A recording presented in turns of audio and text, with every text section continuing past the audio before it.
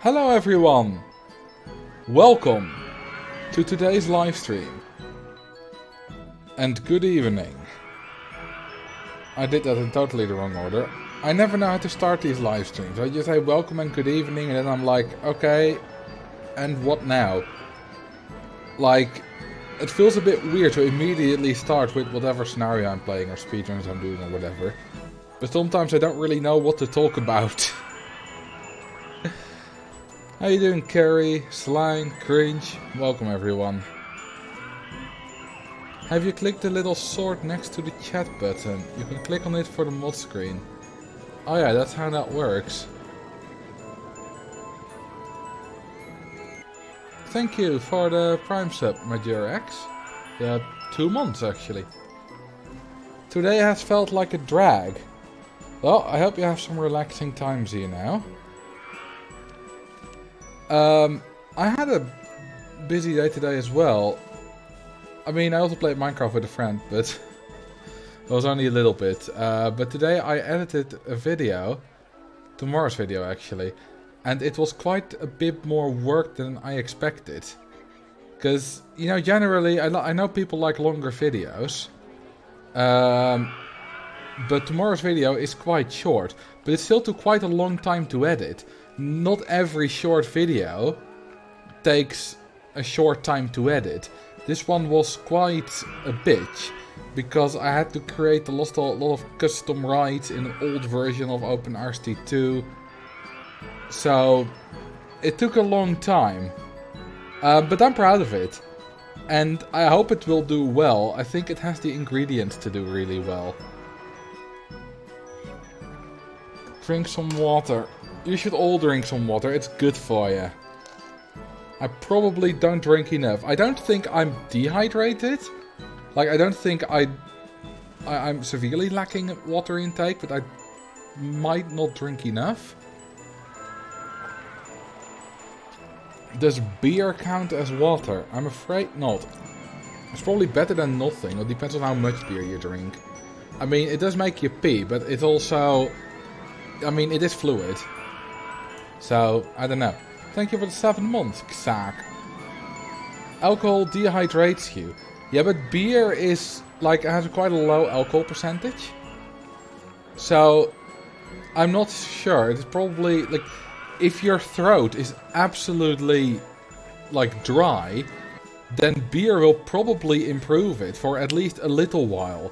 Like, if you have beer now and can have water in 2 hours, it might be a good idea to drink the beer now. But I don't know, I'm not an expert on that. That's just my speculation. What's up, like? How you doing? Okay, so I had actually no idea what to do for this stream. I was like, I have no inspiration. I don't really feel like building a park with your suggestions. And after what happened last time, certainly not a multiplayer. So I was like, alright, I'll just start up a park that's already an existing park. We'll do Six Flags Holland. We'll just build some extra rides. And, you know, we'll just have a good old time. And talk about whatever, I suppose. GeoGuessr. I thought about that, but I thought let's do a roller coaster tycoon. And what I was going to do, and what we are going to do actually, is Six Flags Holland. Just gonna build some more rides. I'm taking a class on teaching English as a foreign language, and it's so much reading. Reading is fun when you're doing it just for fun, but when you're doing it for stuff like that, it can be quite a chore. Guess 96, please. Alright, you asked for it. There we go. I have no idea what the name of that guest is. Have you been to that Six Flags? I have. Several times. My favorite coaster is the big green fella. This one's quite rough, but I haven't been since they got new trains. I also haven't been since this one got removed. I have been since this one got removed. This one got upgraded. It's quite nice. I've only been on the upgraded version. This one doesn't exist for some reason in the game. I know the reason. It's copyright stuff, because it was... Back then it was called Superman the Ride, and Rollercoaster Tycoon couldn't get permission from DC to include it. So they excluded the ride. And then later it got renamed to Express Platform 13, but that was already too late because the game was already out. Have you ever been to parks in Germany? No, I have not been to any theme park outside of the Netherlands. Is this park even close at all to the real park? I mean, obviously today it isn't, but let's just say 20 years ago. It's missing this coaster. This path doesn't exist in real life. It's and so does this connection. In fact, you get to the Goliath all the way via here. There is a go-kart track here. There's a big skydiving tower, but you can't really recreate that in vanilla RCT. So I think it's fair that they left that out. Let's see, what else? There actually is a connection that goes like this way. This is roughly accurate. Although there is like a tomahawk ride missing here. And all this stuff. There's yeah, there's a connection like here somewhere. Lots of like arcade stuff. Arcade games are missing. There were also arcade games like somewhere, yeah, here in real life. So there's lots of stuff that's missing. It's somewhat like, it's accurate enough that you can say, yeah, this is a recreation of Six Flags Holland. So, like, they could have done a worse job. The elevation is pretty accurate. The Netherlands is pretty flat. I suppose that's true. Umbrellas. We do have info kiosks, right? But where? Because I do see guests with umbrellas. God, there's lots of puke everywhere. Do we have info kiosks? Oh, we have one apparently. Well. Oops. There we go. Was a bit late, but whatever. And then that one. Yes. No. Ah, there we go. That was a weird lag. There's always some kind of lag spike a few minutes into a park. And I don't really know why. Does it rain a lot in Holland? No, not really. People say it does. But that's not actually true. I used to cycle 16 kilometers to school. Both ways. Uphill through the snow. But no, so about 2 hours of cycling a day, right? And if it snows a lot, you would expect that I would be wet a lot of the time. Either when I got home or when I arrived at school. But I didn't get that much rain. Like a proper rain. Like not including that just, you know, the top of your head is a bit wet but nothing else. Like proper rain. I rarely got. Maybe once every 15 or 20 times. So once every 2 weeks or something like that. Depends a bit on the season, of course. It was quite rare. It sounded weirdly sexual. Yeah, I was aware. I don't mind that, though.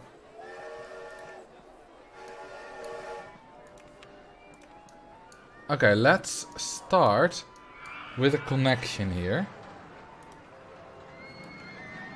So if we build that way. Patriotic orange slide. Hell yeah. And what if we make this a bit wider as well? Because, I don't know, the rest of the paths are all wide. So let's just emulate that style a bit. It's not great for the pathfinding, but, you know, whatever. I think there's a fence in between there, so let's get rid of that. There we go. What do you use for resolution settings?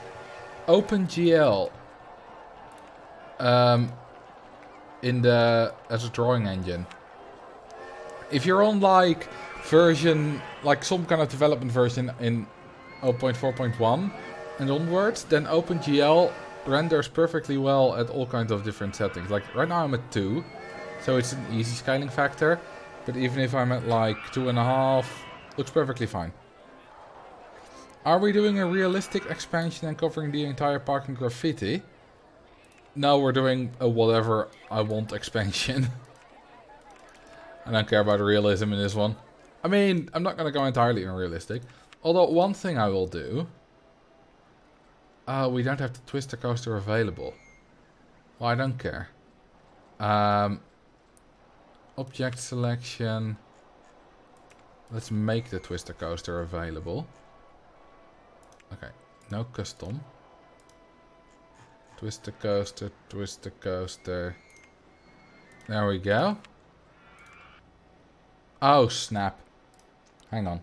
I need to restart the game because I don't have access to my tracks. Which just cause speedrunning and stuff. So, hang on. Let me delete this. And rename this. Does this work? Yeah, no. Okay, save. /Holland stream 2022. Exit. Restart. There we are. And fill screen. Load.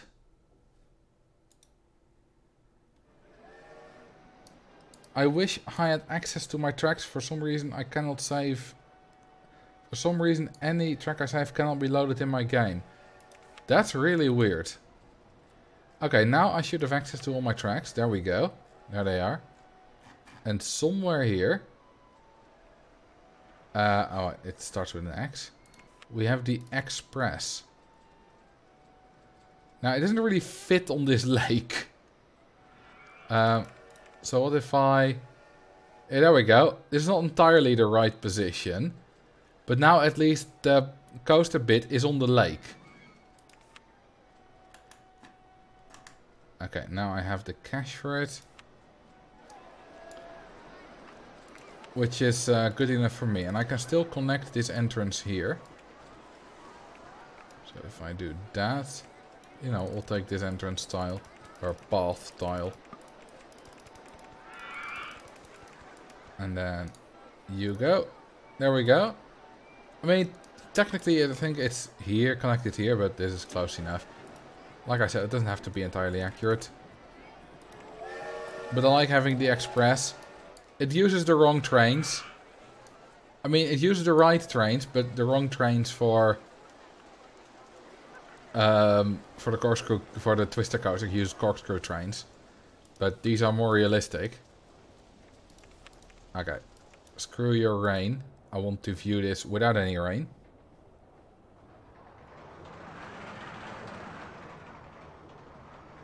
There we go. I built this several years ago. This design. And I think it turned out pretty well. Now, one downside of the corkscrew train is that they can't do banked sloped turns. But... other than that, they can do everything. And this was made without zero clearance. So, yeah, I think I did a pretty good job on it. And there we go, we're almost done. Obviously, I did none of the scenery around it. But, you know, that's not for me. You know, Dirklink can do that or whatever. Or some other new element person. But not me. Alright, let's see what the stats on this baby are. Also, I need to hire more of these fellas. Many more. Now, will this mean we're losing money? Probably yes. 710, 751, 357. Again, didn't you do this in the past already? Yes, but there I tried to do it accurately. This time I don't care about accuracy. I just did this because I wanted to. Rename it 31. Oh, you're gonna do it the opposite. Alright.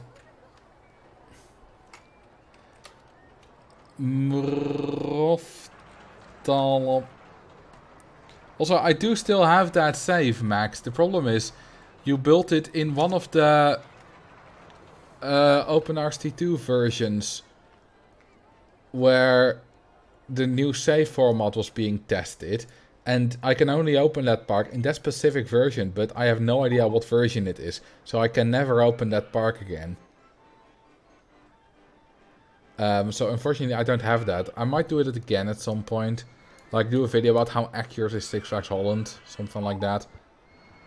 But I don't know. Give Goliath the current colors. Not a bad idea. This is not the current color. This is the current color. I found this very odd when I first saw it. I went with some friends to Walibi at some point. And I didn't know it was repainted. Then we arrived there and I was like, wait a minute. Why is it a different color? And then it grew on me and now I quite like it. I like the dark blue. Looks good. This helix is a lot of fun. Why is it a different color? Because it had been orange. It had been green for like 15 years and they wanted to update it. You know, give it a fresh look. Stuff like that. That's what theme parks do. Okay, how much can we charge for the entry? 70. 60. 50. 80. So, 50.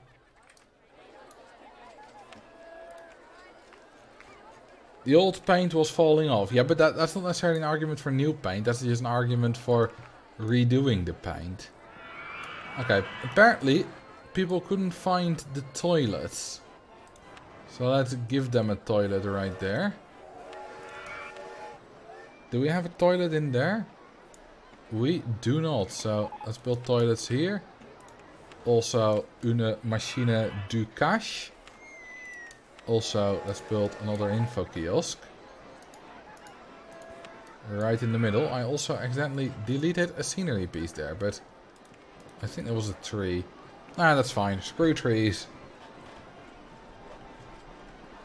Someone used the channel point award for new colors on the CEO's livestream, so they had to repaint Goliath.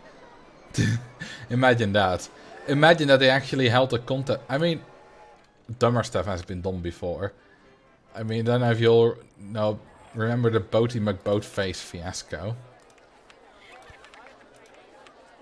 Where they, was it the Australian government? Something like that. Well, like, you know, we'll have the public name this new military boat. And it was done via online polls and whatever. And then the name ended up being Boaty McBoatface. And that has spawned many a meme of things being called like that, you know. Woody McWoodface for a wooden coaster. Stuff like that. That was a research boat. Close enough, it was government stuff anyway. And that, and the cash machine. Plopsaland had people vote on a right name and people voted in some random influencer. Yeah, I mean, with any of those kind of votes, you always have to make a caveat that it's like, if it's a stupid name, that's, you know, for obvious reasons stupid, we have the right to reject any name. Otherwise you get shit like that. Which is not very nice. Boaty McBoatface ended up being called the Sir David Attenborough. However, it has a small submarine drone on it, which is called Boaty McBoatface. I think that's a good compromise, you know? Okay, let's start now with a coaster that's actually entirely different from what is in Six Flags Holland. So that Max can't accuse me of just copying an earlier stream. Although I've done similar streams plenty of times. Like I've done extreme heights like 3 times already. So sue me.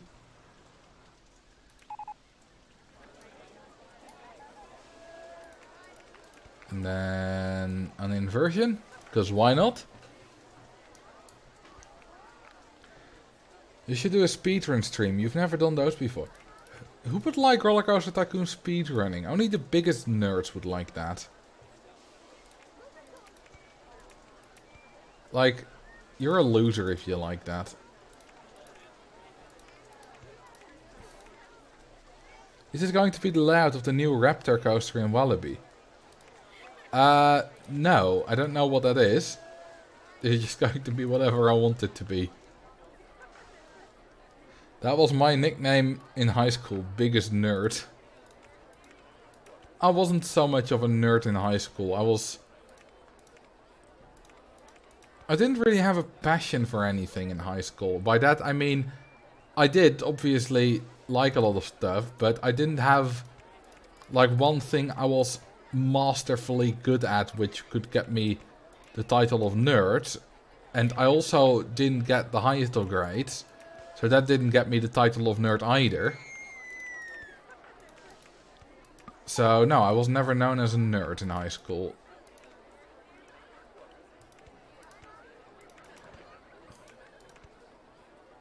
Okay, now we can go that way. Does it make all this? Probably.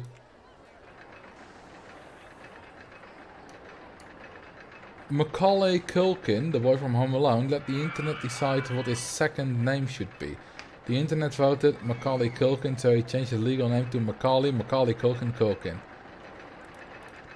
I mean, if it's your own name, then do whatever you want, of course. As long as it's not his kid's name. That'd be stupid.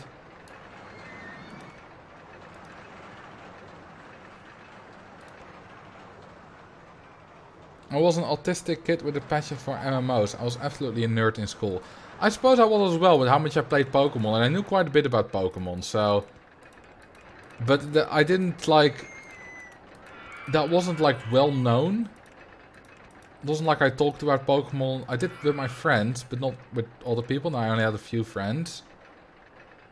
So... I wasn't known as the Pokemon guy or whatever. Didn't have any Pokemon merch either. Just played the games. Okay, let's properly test it. It wasn't until I got really into Roller Coaster Tycoon. And then I got really into speed skating. And also really into geography. It's been like in the last 5 years that I got really into stuff. That I could actually properly consider myself a massive nerd. And I'm kind of proud of it, you know? Being a nerd, I think it's a good thing. You don't have to be a nerd. Like, I don't think, like, my brother isn't a nerd, but he still has a great life. But I think being a nerd, having such a passion that you know a lot about it, I think that's absolutely fantastic. I was the band geek who led a puppet troupe. True story, we even won international. I mean, that's pretty cool. Ice skating, do you watch it yourself or watching sport? It's the watching. And yeah, it's only long track ice skating. It's not just because of Irene Wust. I did start watching when she started skating, but I was like 9 by the time, and it was mostly because my mom was watching speed skating. It wasn't because of her. In fact, in the early years, like until like 2012, 2013, I was more a fan of Sven Kramer than Irene Wust anyway. Not that I didn't like her, but I like Kramer better.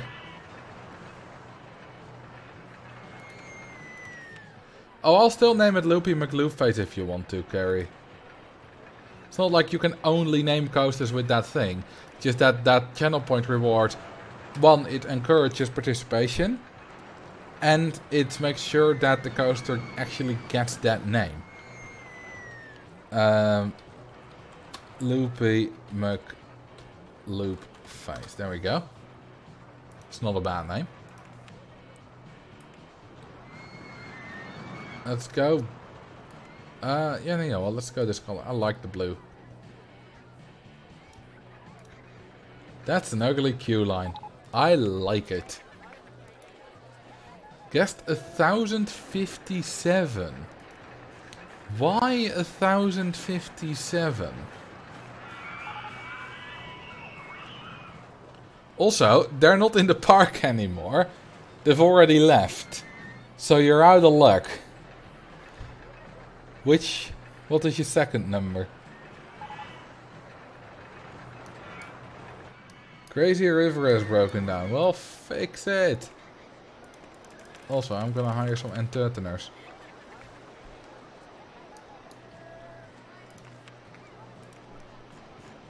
Nearest number 1071, or you can just refund. I'll do 1071. There we go. Oh, they're on the train. Well, has to wait a little bit. Let's give this a cool color. The white can be cool, maybe in combination with something. Okay, so I have a story to tell. It's about school. And it's... I don't think I ever told my mom this. If I told her at the time, she would be absolutely mad, probably. But the reason I thought about it was, like, you know what, I don't know if I've told her, but I'll tell her the next time I see her. And I thought, yeah, I might as well tell it on stream as well. Because in hindsight, it's just a funny story. Yeah, she might be listening now, who knows. So anyway, in first, second and third class of high school, which is basically when I was 11/12, 12/13, 13/14, we had to do projects, like 2 or 3 a year, and like you research a thing, you write a bit about it, basically like writing a paper, but at like the level of a 12-year-old. And, you know, in hindsight, you learned quite a lot. You learned how to research, you learned how to write. I still have access to my very first project ever. It was about how animals might evolve in about 1,000 years or 1,000,000 years. And it's quite terrible. It's like, it was written in Comic Sans in like font 20, and about half of all the words were inside brackets. It was terribly written, but you know, it was a start. I was 11 or 12 at the time. It was not my very first ever, but it was one of my first year of high school. But that's not the story. Drink some water, alright.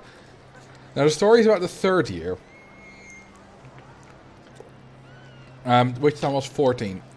So at the end of every year, there would be a big presentation evening, at which all the parents would come to school, and you would present your project a few times in the evening, so that, you know, different people you could see, parents and students alike could see different projects, and that would be, you would present the last project you made that year.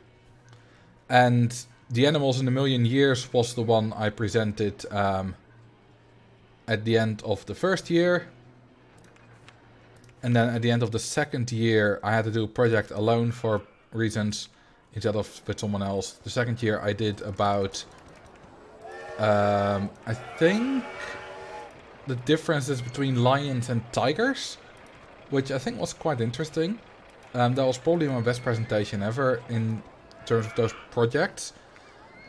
And along comes the third year. So I only had 2 projects I believe, in the 3rd year.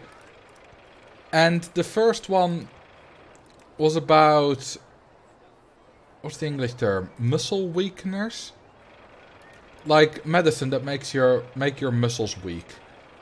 Called like spierverslappers in Dutch. Which is used for certain things, like if you have contraction in your muscle and whatever. Muscle relaxants, yeah. And we didn't do great on that. Me and a friend worked on that, which was a bit frustrating. Because the feedback we got along the time was like, yeah, everything's going fine. And then we only got a 5.5 as the final mark, which is the lowest passing mark possible. Anyway. The next project, I got paired with a girl who I, knew and was friendly with, but we weren't friends. But that was fine.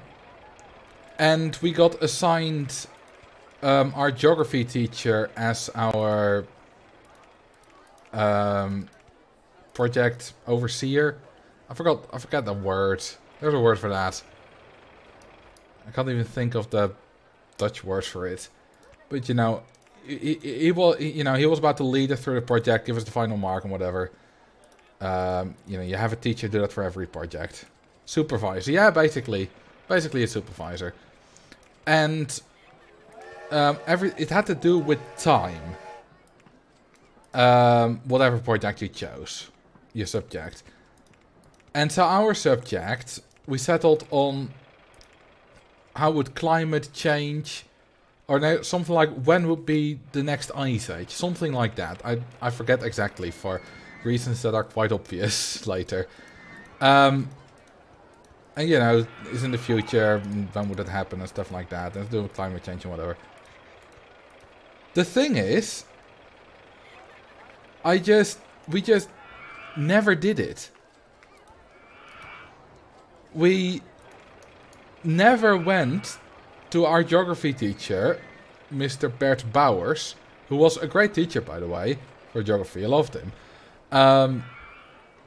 But we never went to him with, hey, here's our plan, and this is what we want to do. We never made a start. We never even talked to each other about it, like, hey, should we make a start? Neither of us initialized. But usually, you would expect the teachers to be at some point like, hey guys, you haven't started yet. You haven't even, like, come to me with, to say, hey, this is our subject. You would expect that, right?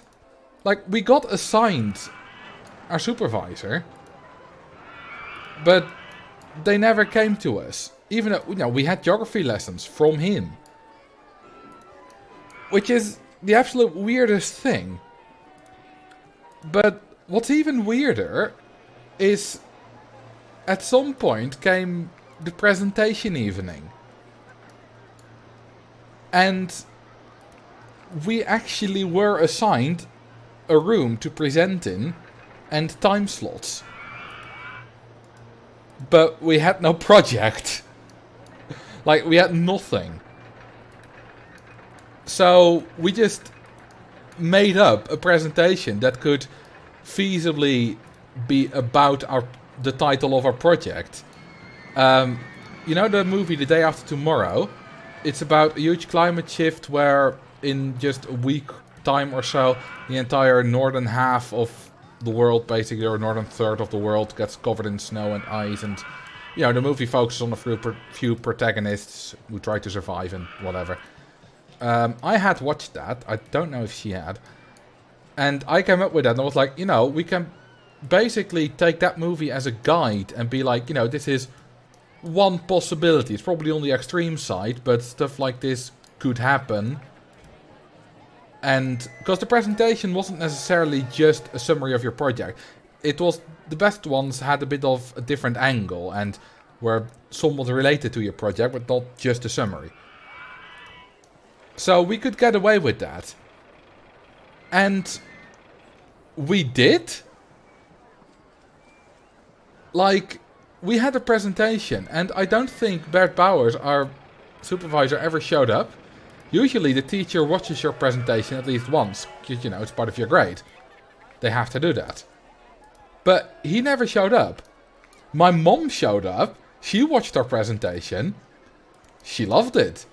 And, you know, we did a good presentation. Other students, other parents, they all showed up. And, you know, my friends knew that we didn't have a project, but they didn't say anything, of course, because, you know, friends. But, and then we did the presentation. It was all fine, but we never heard anything about it. We just never got a grade. It's not like we got a 1, or we got a 5.5, which is the lowest passing grade. We just never got a grade at all. But we were scheduled, like, for the presentation. It's not like they forgot about us. And I recently talked about this with some friends and from high school, and they were like, and they had a hypothesis where maybe the teachers knew and planned us in and were like, let's see what they do when they don't have a project and need to present anyway. But that's kind of out of the window, that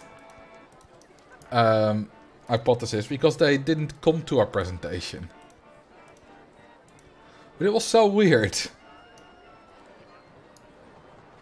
Your grades are backwards. No, they're not. Higher number is better. A 5.5 out of 10 is the lowest passing grade.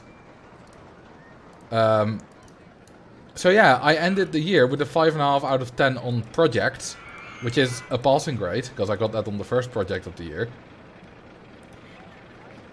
Germany goes from like 6 to 1, right? No, we go from 1 to 10, or 0 to 10 sometimes. But that was absolutely bizarre. I just didn't do a project. And for me, that wasn't that out of the ordinary, because I was known as, you know, a bit of a slacker, and, you know, I got punishments for misbehavior before.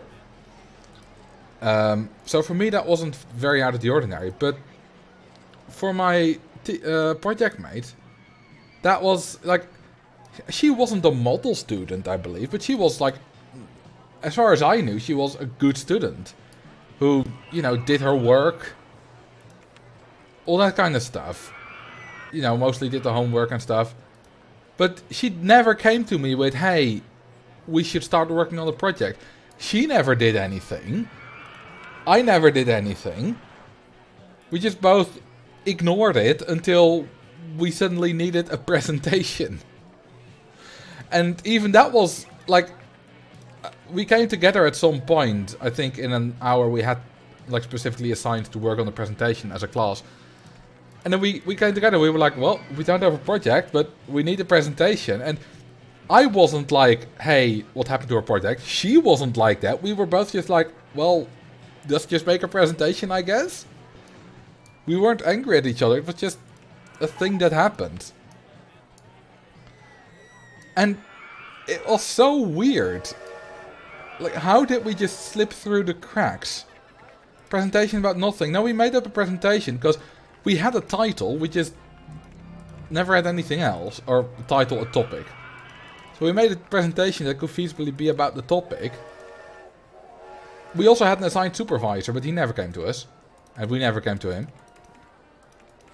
I don't think I ever told him. I did, like, we stopped having it as geography teacher because I dropped geography after 3rd class.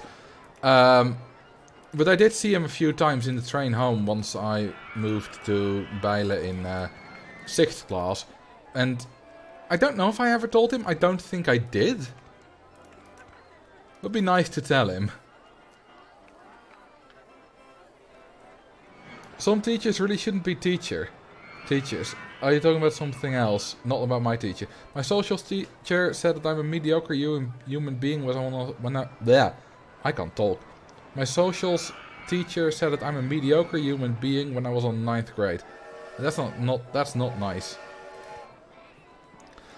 I've done something kind of similar, where we were needed to make a presentation about something and I didn't, so I just made the presentation during the other student presentation. Okay, but that's just, you know, being late. You still did the thing. There were, I've gotten away with much more as well. Weird stuff. So during, I believe the very same presentation evening in 3rd class. You know, presentation evening, you're at school from like 4 until 7 or whatever. When your parents aren't there, the stuff hasn't started yet. You're just, you know, messing around a bit. Which is kind of fun. Because you're not at school. Like, you're at the school, but at that time you're not like in class or whatever. You just, you know, have a bit of fun with your friends. And we always messed about. So at some point we noticed that in the history classroom, where me and my partner had to give our presentation, there was one of the ceiling panels was lying a bit loose. So what we started to do, we took the pencil case from one of my friends, and we started throwing it against the loose ceiling panel. Just to see what would happen, I suppose. And then at some point it came loose and it fell out. And then we panicked a little bit, understandably. So we took the ceiling panel. It was not a small one. It was like probably like 60 by 120 centimeters. These are about 2 by 4 feet. And we hid it behind one of the cupboards in the classroom. And 2 years later, it was still there. Absolutely unbelievable. Like, the teacher, who always taught there, commented about the panel being gone. And like, where's that gone? Who's done it? And me and a friend were like, well, that was us. We didn't say it, but obviously. But yeah, never got caught for that.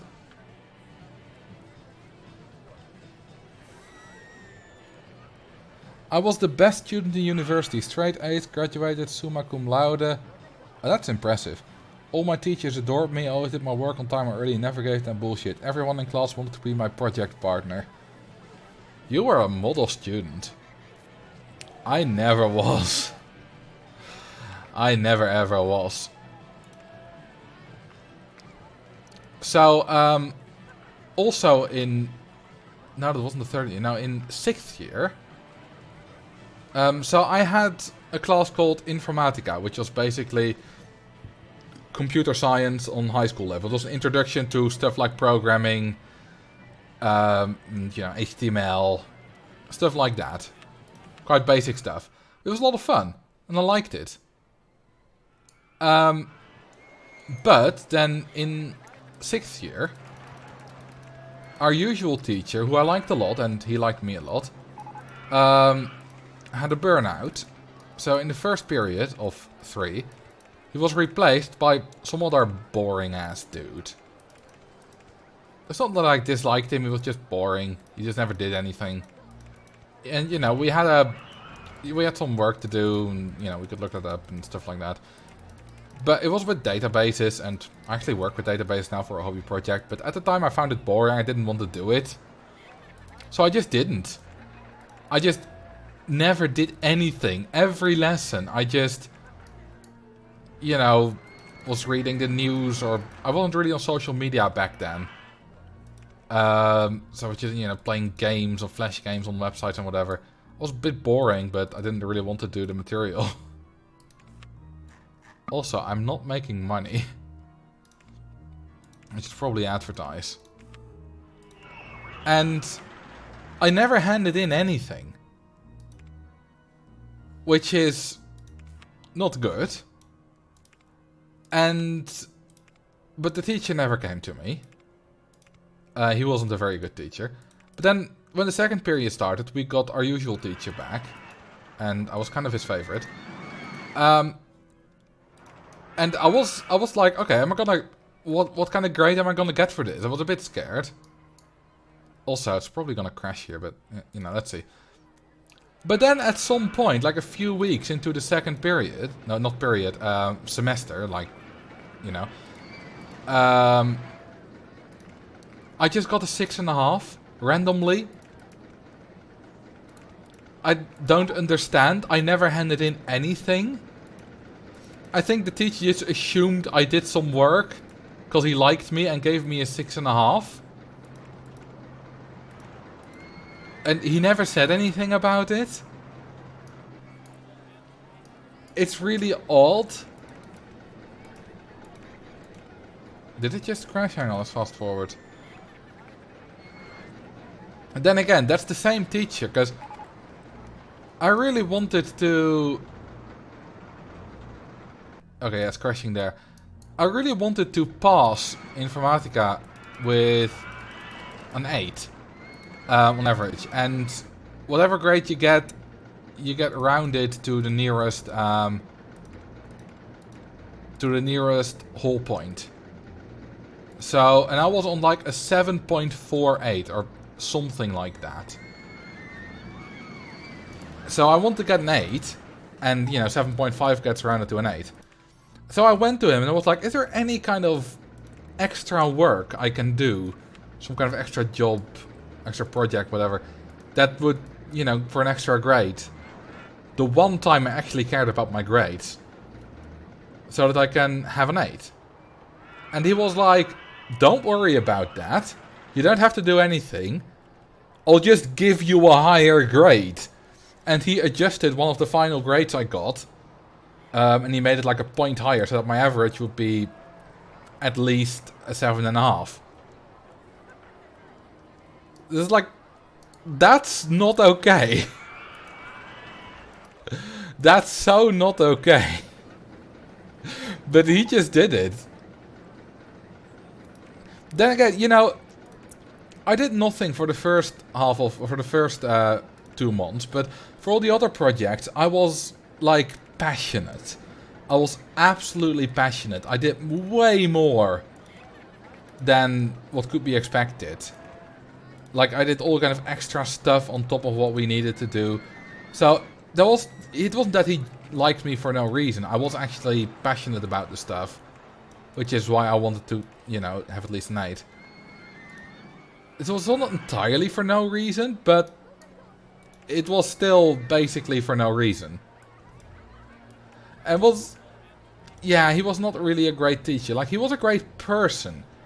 And he was really well liked in general by the kids. But that didn't make him a great teacher. In terms of actually being like a sort of a mentor figure and actually a teacher. Drink some water. All this telling stories makes me thirsty. I have lots more stories about school. So many things I should not have gotten away with. Or things I didn't get away with and got punished for. I wasn't a great student. Although most teachers did like me. I wasn't like that disruptive to the class, and I never really started fights or anything. So I wasn't like bad in that kind of sense. Drown gas 666. Alrighty. It might already be gone. But let's see. Nope, still here. Did I actually forget to drown guest 1? I forgot to drown 171, didn't I? Yeah. Let's drown them. My bad. So, another story about school. I hope you're not tired of the school stories yet. But in 6th class, we got a different teacher for mathematics. And he was not a bad teacher, but he was a bit unaware, you know? And by that I mean that me and a friend regularly just were there at like the first 5 minutes when he did attendance. Then we just left our stuff there. We were sitting on a very back row next to the door. We just left our stuff there, walked out of the class, went into the city and, you know, hung out at the mall or whatever for 30 minutes. Or hung out somewhere in school. And then just went back like 5 minutes before the end of the class. And he never noticed. It's just... He never ever noticed. sometimes we left our stuff there and came back at the end. Sometimes we just packed up our stuff and left and didn't come back. Like, if it was a last hour of school, last lesson of the day, we would just go home early. And he never noticed. How oblivious can a person be? Yeah, quite oblivious. We were always there when he did attendance. So at our graduation ceremony, a friend of ours told him, she told him about it, and so he came to us, and he was like, what am I hearing? Like he could do anything. We had already graduated, we were just, receiving our diplomas. And he could laugh about it. It was like, he told us, I never noticed. He was a bit dumbfounded. It was very weird. I hope he learned from that, to be honest. Like, if he learned from that to be more attentive, that would be a good thing.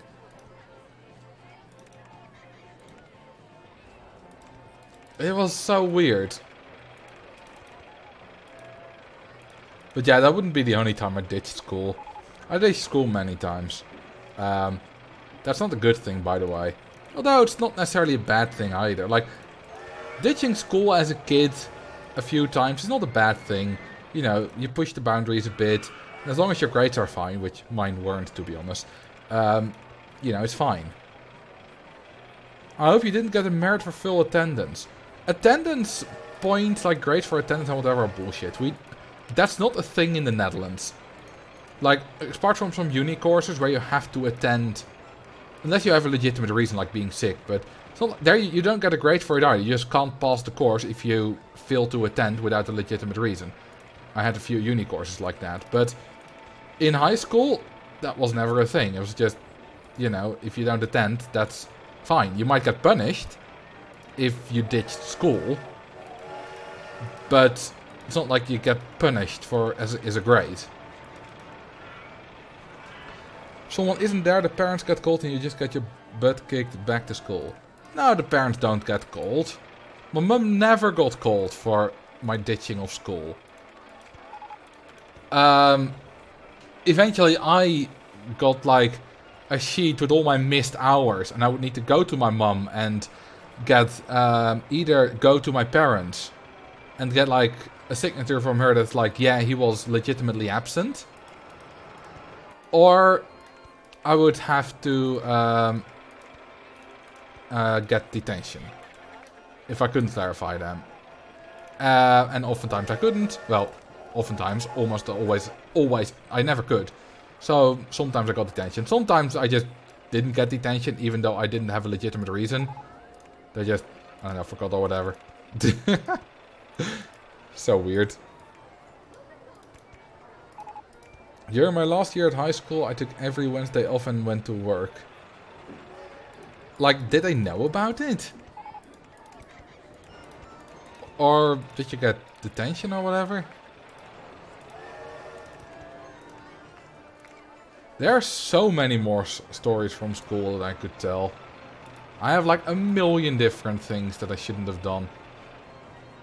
At some point, a friend, we had a project for geography, and a friend of mine didn't want to go, because we had an excursion at the end, and a friend of mine didn't want to go, so we just didn't. We had classes that morning, just regularly, and the afternoon was the excursion, and we just went home. And all we got was a point lower as a final grade. Our group mates, who were also our friends, were pissed that we weren't there. Because, we had to do work for the project. We had done the work before. But there, nope. We just weren't there, we just went home.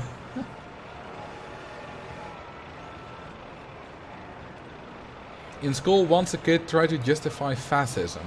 Oh, we had a kid like that as well. He was a real problematic kid.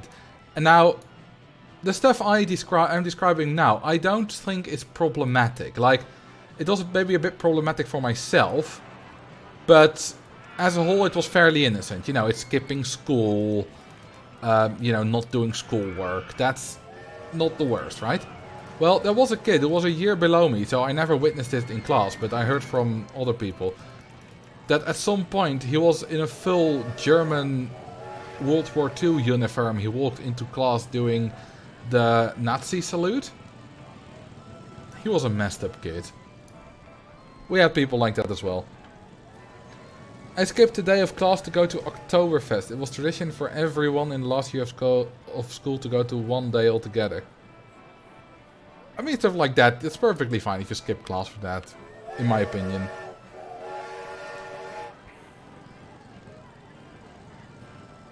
I skipped, I skipped class, for example, when I had French on the 9th hour, and I had like the 5th, 6th, 7th, and 8th hour all free. I just never went to that French class, I just went home. That kid sounds insane. Yeah, I hope he's doing better now. You know, he was like 13, 14. Maybe he's learned from it. Maybe he was just trying to be edgy.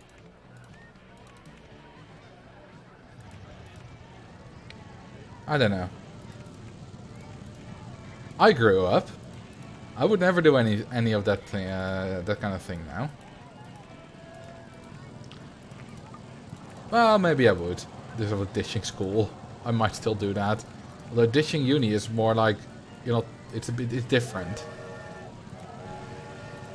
Oh yeah, I hated French. So in my final 2 years of French, I managed to get 2 passing grades. I only got, in my 5th year, I got 1 grade above a 5.5 in French. And in my 6th year, I got also 1 grade above a 5.5. All my other grades were failing grades. And I graduated with 4.55 on French, which just about rounded up to a 5. So it only counted as 1 fail, not 2.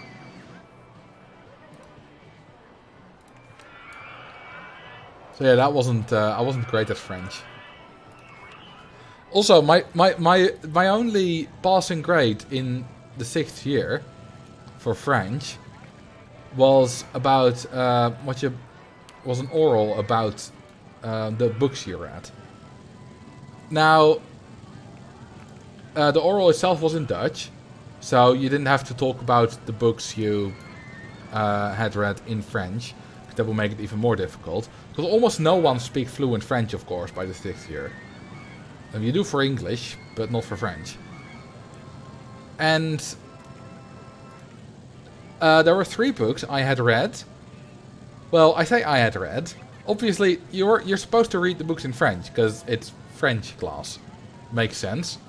Well, I had read one of the books in English, one of them in Dutch, and one of them I hadn't read at all. And couldn't even find any info about online. So I just didn't know anything about it and just prayed it wouldn't be brought up. And thankfully it wasn't. And somehow I got a passing grade for that. Despite 0 French being involved. And she even knew that at least for one of the books I had not read it in French. Because one of the books, we were talking about it, and she was like, okay, but what's the character's name in French? And at that point I was like, oh shit. I didn't know. So it was very obvious that, you know, she obviously knew that I hadn't read it in French, but somehow I still got a passing mark. She liked me a lot, even though I barely ever did any of the homework. And I got terrible grades. For some reason she liked me.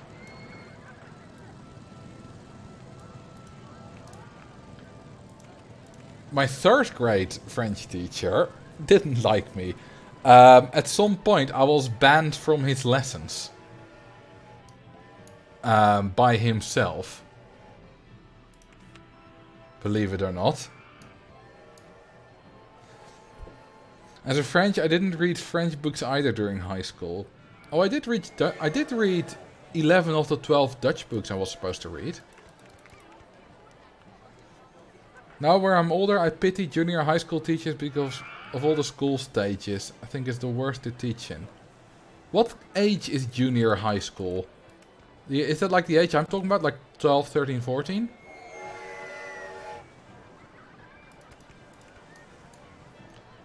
You're a likable dude. Well, thank you. My third grade French teacher, or third class French teacher, didn't really agree. Although he didn't hate me, but the story is that he was a terrible teacher. Like, he was a god-awful teacher.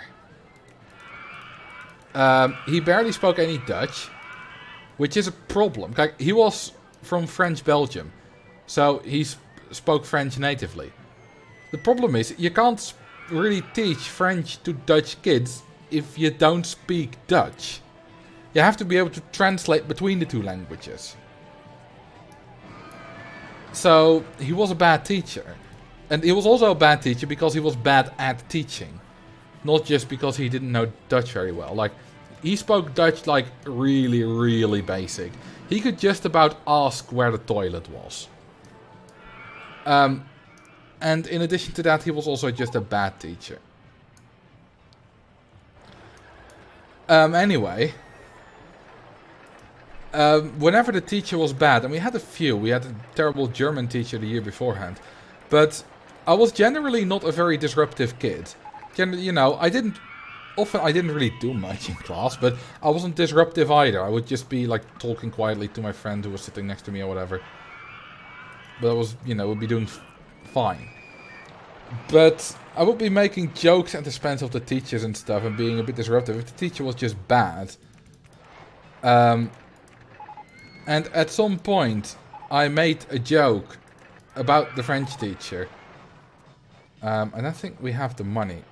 Well, no problem. We do now. I was making a joke about him. There was something going on. I don't remember the lead up. I don't remember the joke. It was just something. And the whole class laughed. And, you know, class thought that was funny. He didn't. So he sent me out of the class into the hallway. And I was... No, he sent me to the office to get a pink slip. In Dutch it would be called een roze briefje. And if you got a pink slip, that would basically be like you've been sent out of class and you're gonna get detention. Got a few of them in total, but I didn't bother with that. I didn't bother with that. I just, you know, chilled in the hallway outside of the classroom for the last 20 or whatever minutes. And then at the end of the lesson, he came out asking about it, and I said, like, well, didn't do it, couldn't be bothered. And he got angry and said, you know, I'm not your friend. And if you can't teach... I'm not your brother, I'm not your friend. And if you can't teach me with respect, I don't want you in my classroom. At which point I said, okay. I walked away and stopped going to French. So, for the next week or two, I just didn't go to French class. Whenever my friends had French, I just chilled about or whatever. Never did homework. Of course, I could have done homework in that hour, but I just chilled about or something. I don't know. Played, you know, maybe I took my Nintendo to school or whatever. Yeah, it was quite a ballsy. It's probably my most ballsy thing I've ever done or said to a teacher in high school. But at some point during physics class, the team leader came into our classroom and was like, Marcel, can I talk to you? Now, that was not the first time I had been called out of class by the team leader for a little one-on-one. So the class was quite used to it and were like, Marcel, what have you done now? Although they knew I wasn't in French, so they knew it was most likely about that. And so he sat down and he was like, he was basically like, you need to go to French class. And at that point, I was like, yeah, you're right. And, you know, he had talked to the teacher. And I was like, alright, you know, I'll apologize. Because I knew it couldn't go on forever. Didn't realize Marcel was the cool kid in school. I so wasn't. There were a few times I was for a little bit, but in general I was bullied a fair bit. I was not the cool kid. Not at all. But anyway, so at the next French class I didn't go, but I waited outside of the classroom, and when the class was over, I walked in and talked to him and apologized, like, you know, it wasn't my intention to make fun of you, I just wanted to be funny for the class. And I was quite respectful in that, and it was honest as well. And he was like, okay, I accept your apology. Thank you for it. I welcome you back in my class. Which was actually quite a heartfelt moment. You know, I was genuinely sorry, because, you know, I didn't hate the guy. He was just a terrible teacher. I didn't want to make his life hell, and he seemed very genuine as well. Did you two hug it out? No, not quite. So in the end, you know, we didn't have really a good relationship as student and teacher, but we didn't hate each other at least. So it was okay. Did you already rock the long hairstyle from your profile icon in school? No, I didn't. I started growing my hair out in 2016. And I graduated high school in 2014.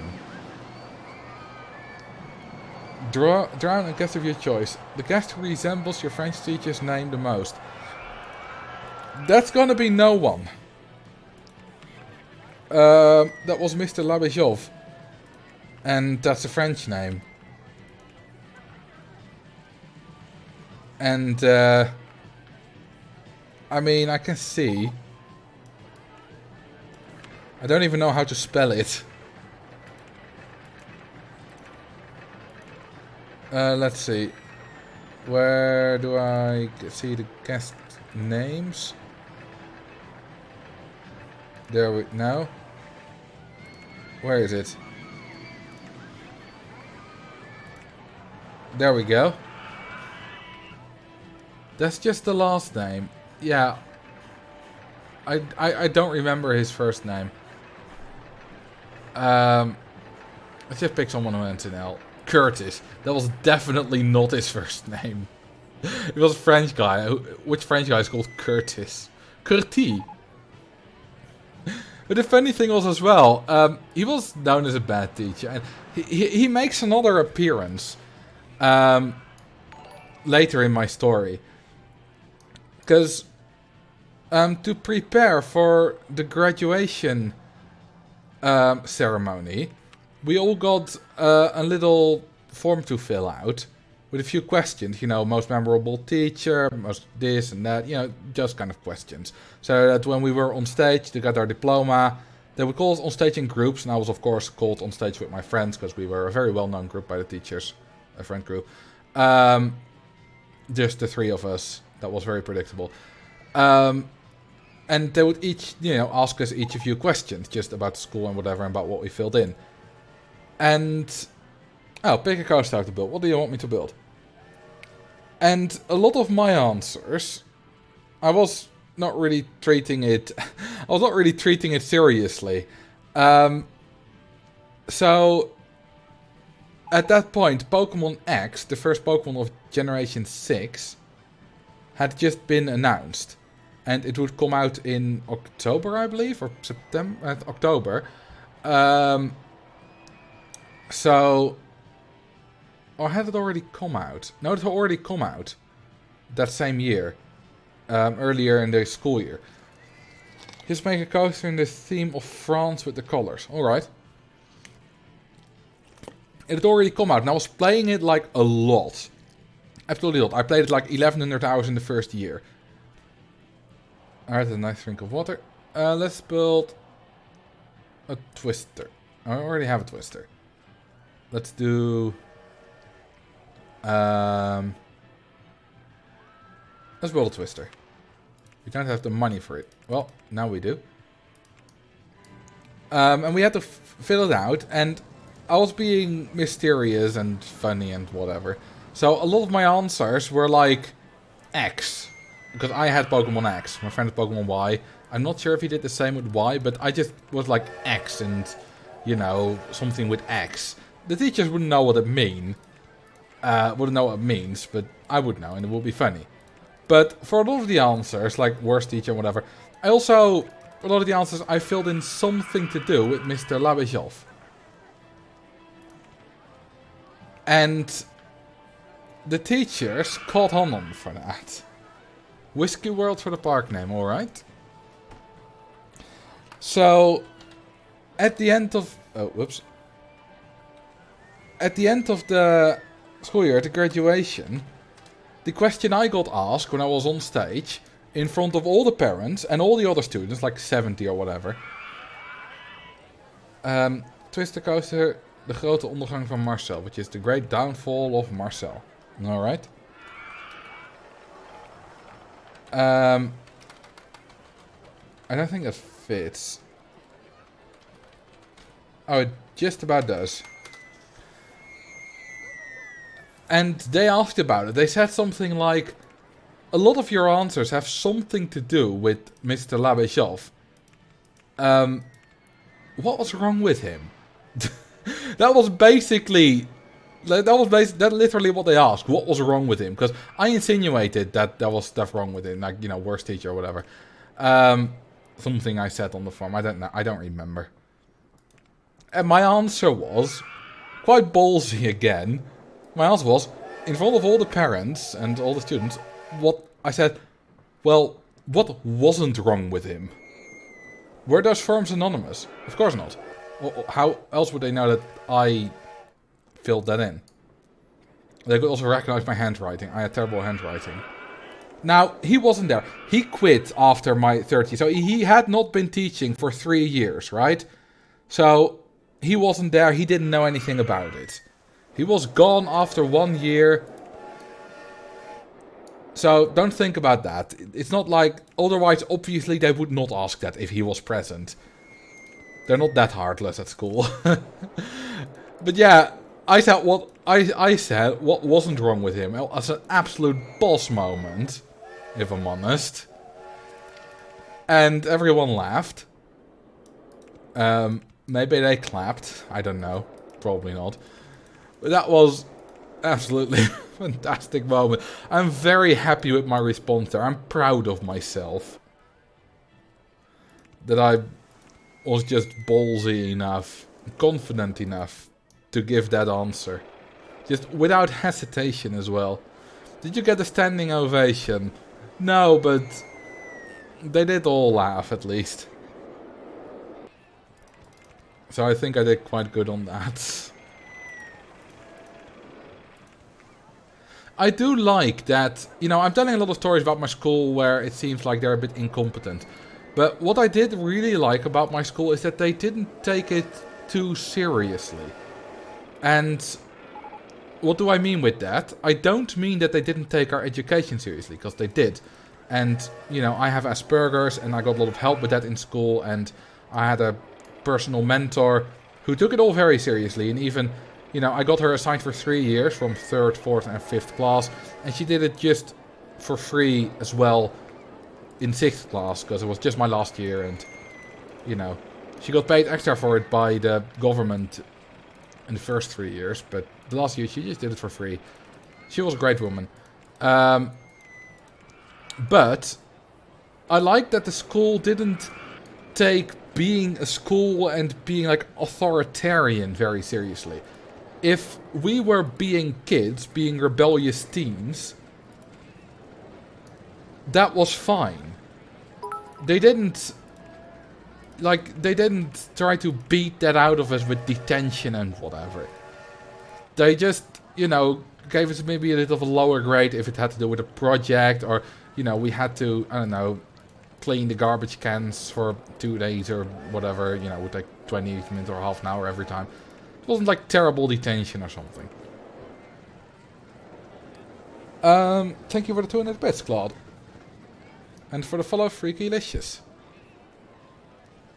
So I really like that about my school. It was a good school. I think they had a lot of good teachers. I'm talking about the bad ones, of course, but my personal mentor for the last 4 years was also my math teacher for the first 3 years. And she was a great math teacher. Her class always got the highest average grade. She was a bit more on the authoritarian side, you know, think Miss Finster from Disney's Recess, but much less authoritarian. But, you know, if you want to compare it to the other students. She was really good. She really, you know, had the best for us kids. I got detention from her a few times when I, you know, didn't do my homework and stuff. But let's be honest, I deserved it. But I always got higher grades the next time. And she always empathized with it. She always wanted the best for us. So, yeah, she was fantastic. I even this was great. Can you make the Flying Dutchman here? I can make the Flying Dutchman gold mine. Wait, it's already here. I don't know how to actually build... I don't know how the Flying Dutchman goes. It's a wooden coaster, right? Also, yes, I do indeed have Asperger's, which is a sort of autism. Which explains my the way I get hyper-focused on stuff like Roller Coaster Tycoon. Partly. Oh, French colors and theme. Of course, I forgot. So sorry. Oh yeah, with the math teacher / personal mentor, at some point, she was needing some. She had 2 houses next to each other, but one of them wasn't really livable at the time. It was like in a tiny village somewhere in rural Netherlands, so it wasn't like she was rich. But she was getting her roof redone, and we needed to remove all the tiles. And she was someone who really kind of involved. It's a water coaster. I don't have a water coaster, but I can give it myself. She really tried to like give us a bit of more of life lessons. For example, one of her projects when I was in the 2nd year was wait. I don't have it unlocked yet. Hang on, let's just ignore research status. She had an alpaca farm, and she took us to the alpaca farm and included as a project some math stuff. Like, you know, calculate how much, I don't know, how to make profit on that, and, you know, if you get babies and you sell them, and, you know, all that kind of stuff. So, we had an excursion outdoors. We met her alpacas. One of them humped a classmate. And it was all good fun. And at some point she was like, I'm gonna redo the roof of one of my houses. Who wants... does anyone want to help? And she was already my mentor. That was in the 3rd year. And I was like, yeah, sure, sounds fun.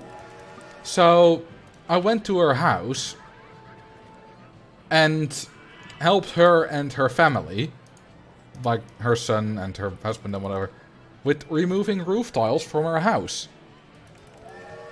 Which was a lot of fun. I didn't want, you know, I didn't do it for any money or anything. You know, we got some pie which her mother made, which was lovely.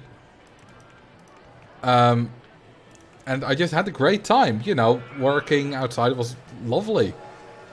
Okay, she did pay me $20, but I didn't know that beforehand. So that was nice, but I didn't need that. Child labor. I mean, it was entirely voluntary. It's just like if you help a parent. If you help your parents in the yard, that's not child labor either. But I loved it. It was fantastic.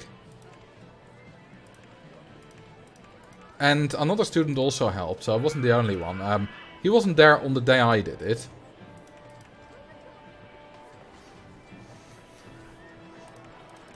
But yeah, no, that's not a, like... It's not necessarily a single life lesson I got from that. But, you know, it's working outside. You learn that from it. And, you know, it was working on a roof. Which was the first time I'd done that. And still the only time, I think, now. So I love that. And I think that made her a really good teacher. I had tons of other teachers who were good as well, but most of them were, like, nothing special. They were just good at teaching, but not super memorable. Okay, I think it still makes that. Oh, would it? Let's see. Like, my German teacher in year 3 was great as well. I struggled with German. I struggled with languages in general. And I often got bad grades, which was also partly because I just didn't really do my homework and stuff. But at some point, I got quite a good grade for German. For a test. I don't know what kind of test. Some kind of vocabulary or whatever.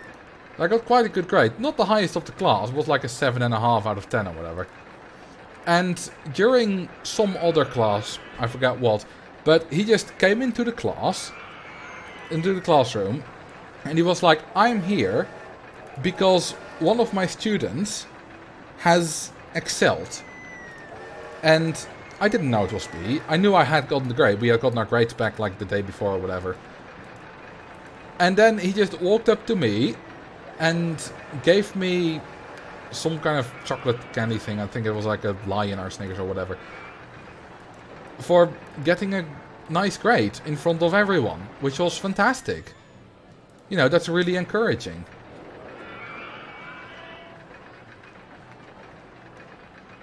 Do you have to learn German in schools there?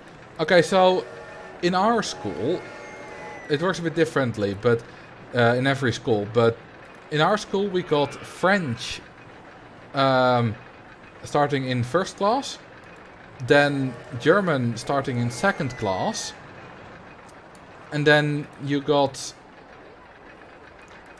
starting from the fourth class, you could choose to drop one of them. Unless you also had Greek and Latin, then you could drop both and just do the Greek and Latin. But I didn't do that. So I could only drop one, and I dropped German. Not sure if that was a good decision, because it was even worse at French. But my brother did French, and I might have been influenced by that. He was a year ahead of me. Okay, you know what? Instead of brakes, we're just gonna put water here. Because why not? Also, we're gonna put water here. I like that. And then up like that.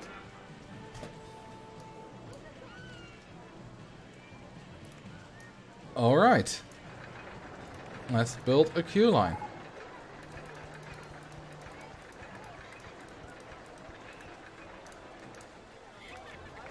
I hope you guys are liking all these cool stories, by the way. I didn't expect to tell so many after just wanting to tell one of them.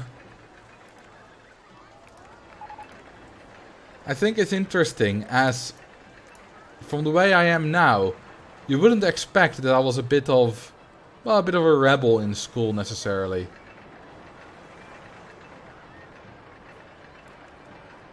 Okay, what color shall we give this? These school stories are great. I can already picture little Marcel being all rebellious. Oh yeah, I was fairly rebellious. Not super rebellious though. Alright, I think that's a nice water coaster. Was it the same time you were in King? That was in the 5th year. So, I mean, yeah. Because high school was from 1 till 6th year, so 1st till 6th, so I suppose. What about primary school? Oh, I mean, there were a few things in the last year. When once I didn't prepare at all for a presentation. So yeah. I just had to do it the next day, and I did it in one day. Our teacher did swear at me for that.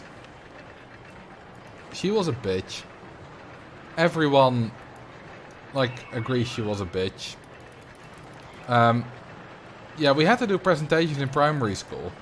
Not like big presentations. They were called spreekbeurt. Which literally means, if you translate it literally, talking turn. So, it's your turn to talk about a subject for like 10 minutes or whatever. And I didn't prepare mine. And so I was like, I remember a girl which I had a crush on. We both had them on the same day, and she was first. Crush had nothing to do with this, but that might be why I remember it. And then I was called up to go. I was like, well, I don't have anything. And she just went mad. Like, she cursed at me. She called me names. As a primary school teacher. I was 10. Like, that was not okay. And I started crying. Obviously.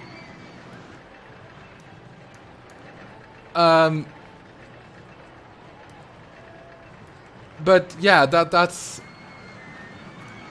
just wasn't okay. Then I had to do it the next day, and I made up a presentation in the afternoon, because that was when it was on Wednesday, and the Wednesday we always had afternoons off, in primary school, and so I had to make up a presentation about that. I did it about Lego, and I took some Lego I had to school, some Formula 1 stuff, a big truck with a Formula 1 car in it, and it was a fine presentation. But we had our male teacher the next day, because our class was split between the female and the male teacher, and he was cool. Like, I saw him a few times after that at the snack bar and stuff, after school. I went on to high school. He was lovely. She wasn't, though. At some point, she went on to become principal of some other school, no idea which, and now she's dead, which I'm not glad about, obviously. She wasn't a good teacher, but no one deserves that. She wasn't old either. She would have probably been like 55 now, maybe 50.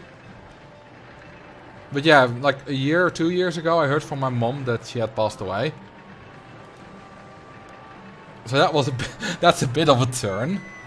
It's not that I'm necessarily sad about it. I mean, I don't know her, but it's always sad when someone passes away. Can you tell us a story how you started playing RCT? There's not really much of a story to it. It's just, I was about 4 or 5 years old. My parents bought the game because they thought I would like it. And my brother would like it. And so we started playing. Because that's what you do as a young kid. You play whatever games your parents buy you. So yeah, that's not a crazy story. I can tell you that it was like everyone played it. Like a few years later, when we were like 7 or 8 and we had Roller Coaster Tycoon 2, everyone was playing it.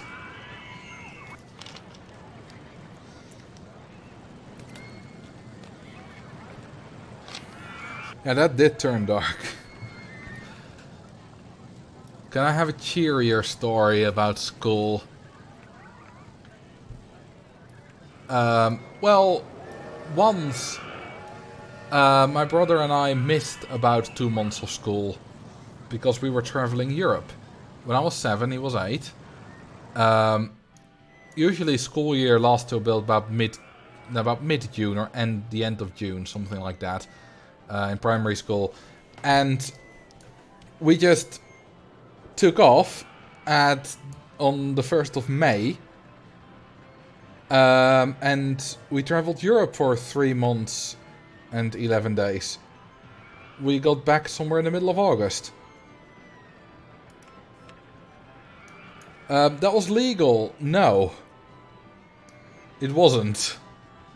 But we didn't get any problems with it. The school fully supported us. It was not like we randomly took off and didn't return or anything. No, the school fully supported it.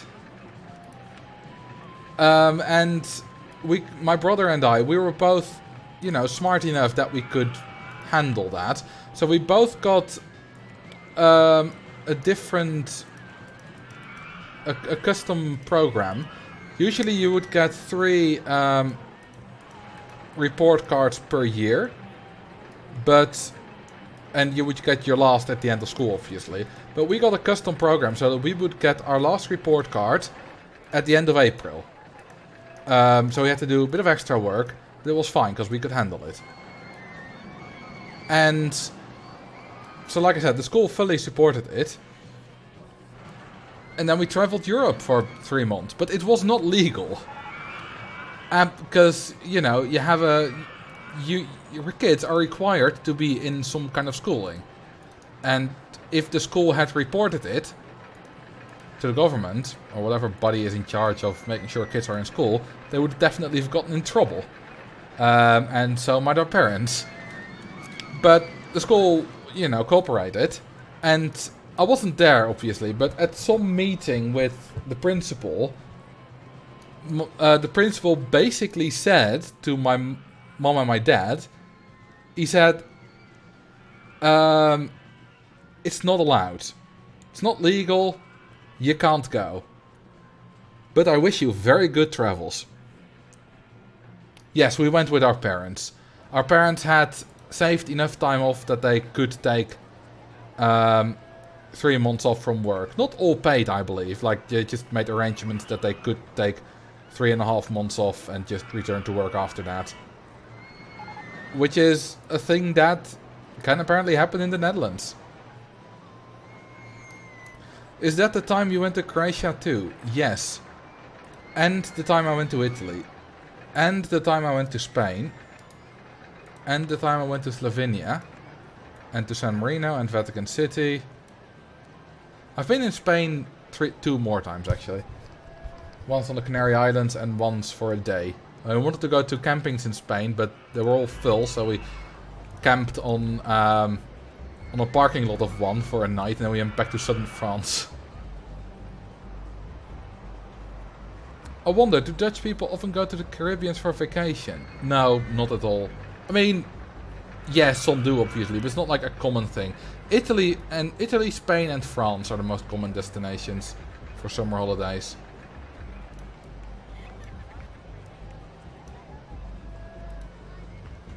Yeah, it was absolutely fantastic. Like, the reasoning from my parents was basically like they can do it. Like, they're smart enough so that, you know, missing 2 extra months of school isn't a big deal.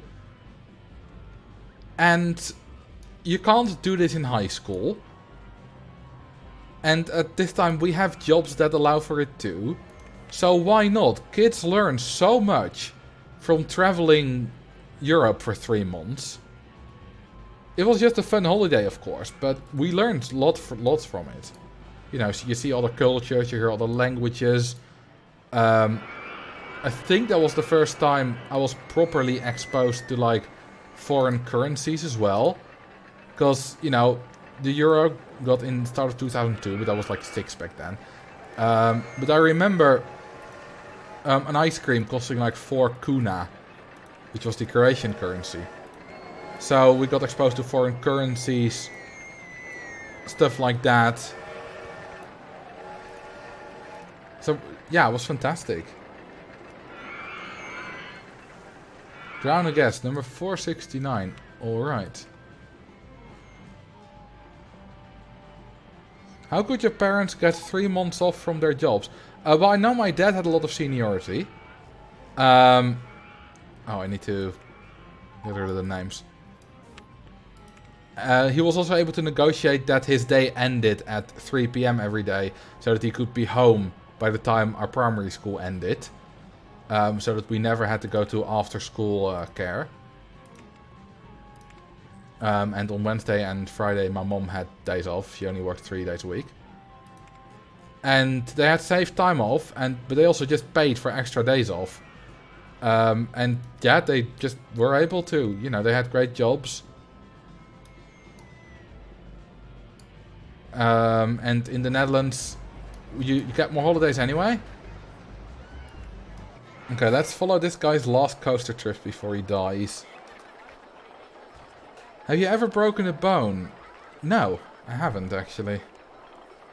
I have a lot of scars from bleeding and accident or whatever, but I've never broken a bone. Drink some water. Water.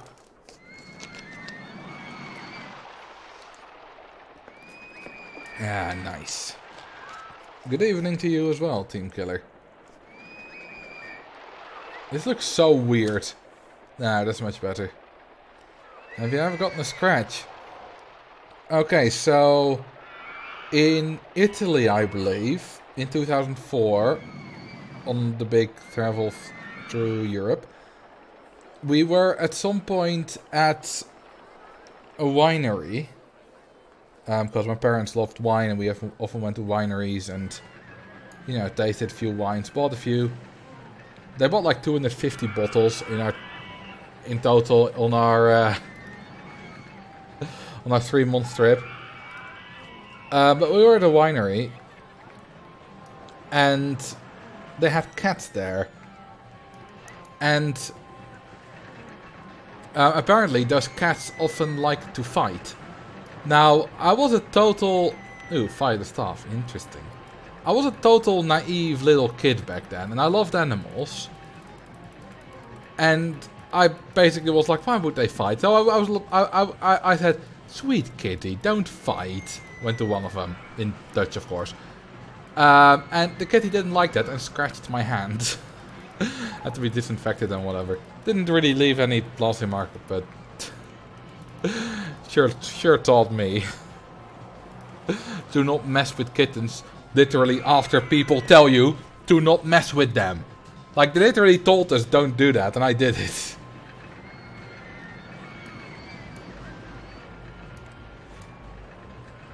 Our man is battle hardened. I sure am. The park is filling up quite a bit, although there's some space for a coaster here. There's all the path around here.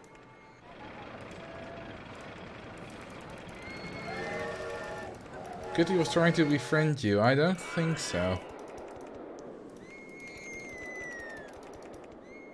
But yeah, that was also the holiday I experienced an earthquake in Croatia. Very light one, but you know, just a bit of shaking.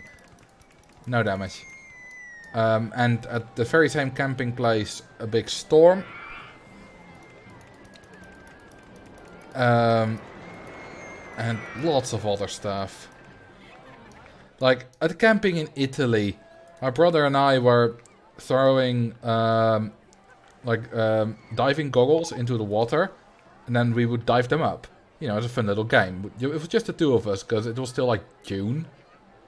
So it wasn't really the high season yet. And we had fun with that. You know, just swimming and stuff. But apparently, one of the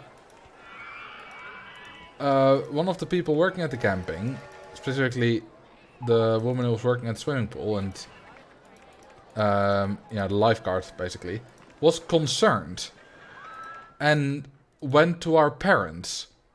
I was like, "Are you sure that's safe?" And parents were like, "Yeah, well, like, why wouldn't it be?" But apparently, in Italy, it's not normal that kids age 7 and 8 can swim well enough to dive to the bottom of like a 2-meter deep pool without like parental supervision. It was very normal for us. But for them, it was just apparently not normal, and they were concerned. Which makes me concerned about the swimming ability of Italian kids. I heard you were live in an old Twitch stream. Now I wonder, whose Twitch stream was it? With the country pretty much surrounded by sea, that does sound weird. Maybe it was just her being a bit weird and not representative of all the, Italian kids, but I don't know. 3 op Twitch.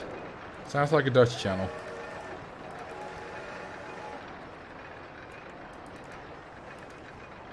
Hope you had a good time there. Let's see. Test this.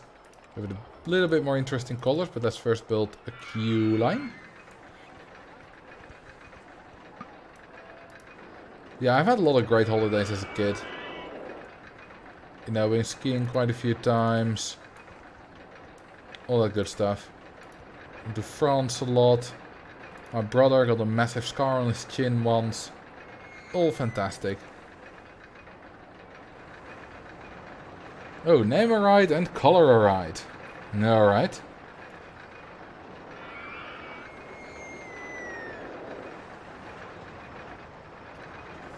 Let's see, what do you want? What's the will of the people? Name space shots to... No, I'm not gonna do that. I'm gonna... That's too... sexual, Max.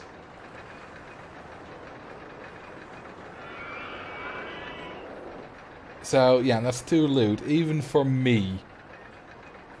What color do you want, Crazy Baboon? Presumably for this coaster. Well, you're testing pink and blue. Ooh, the baby colors. Nice. And then let's just do all vehicles the same color, because I'm lazy. We'll make them a little bit darker. Like that. Nice. I kinda like this. This is like a good family coaster type.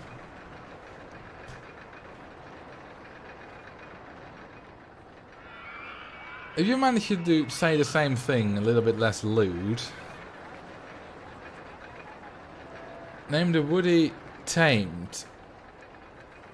Instead of Untamed. Alright.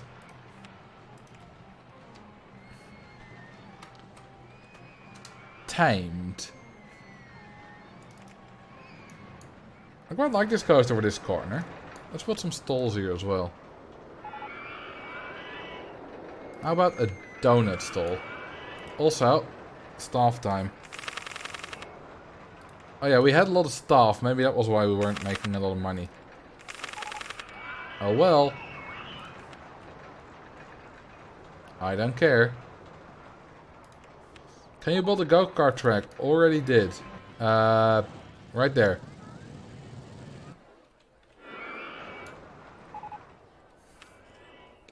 Let's do balloons here. We don't have balloons yet.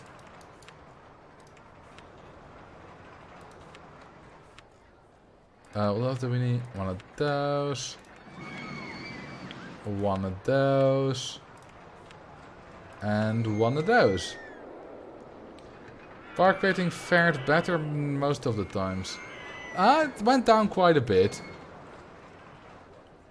Sometimes it does stay high up like this, but yeah, sometimes it goes absolutely terrible. It helps that I rehire staff almost immediately after I was allowed to again. If I forget for 10 minutes or 15 minutes, it goes a lot worse.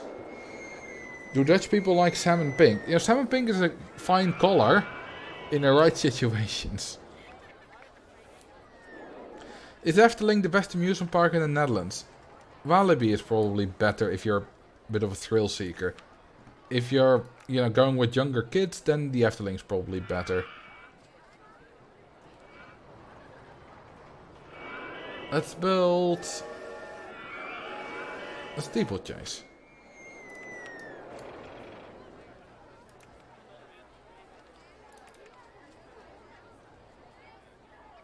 Let's see.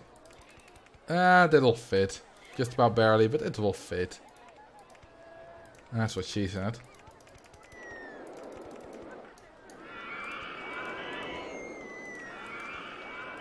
Let's see.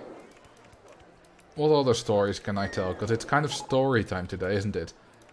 Well, I'll tell you about the time my brother got a scar on his chin when we were in France. We were on a camping at the river the Loire, I believe. And it had a swimming pool with yellow tiles on the edge. For some reason I remember the color. It was like, that was before the big Europe traveling, so it must have been like 5 or 6. And at some point, my brother was standing on the edge. And he lost footing or whatever. And so he fell backwards into the pool. And he was facing away from the pool. His back was facing the pool. So he fell into the pool.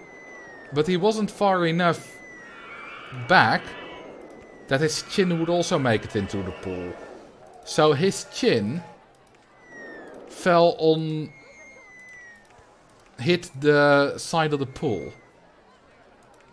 Now, I don't remember this. I don't know if I was there at the time.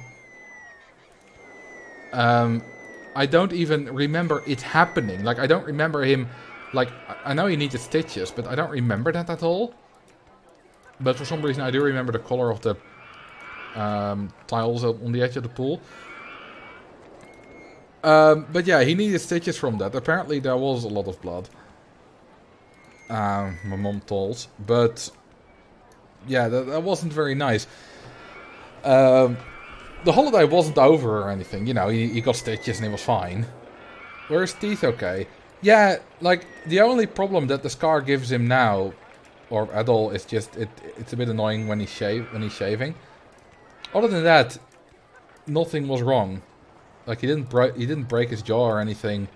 It was just, you know, a gash, I suppose. Have you ever jumped off a swing? Oh yeah, I would do it so much. We had a swing set at home in our garden, and I would jump off of it so many times. You know, get really high jumps. I distinctly remember just sailing through the air. You know, getting big air. And being in the air for like at least 2-3 seconds. It was fun. Loved it.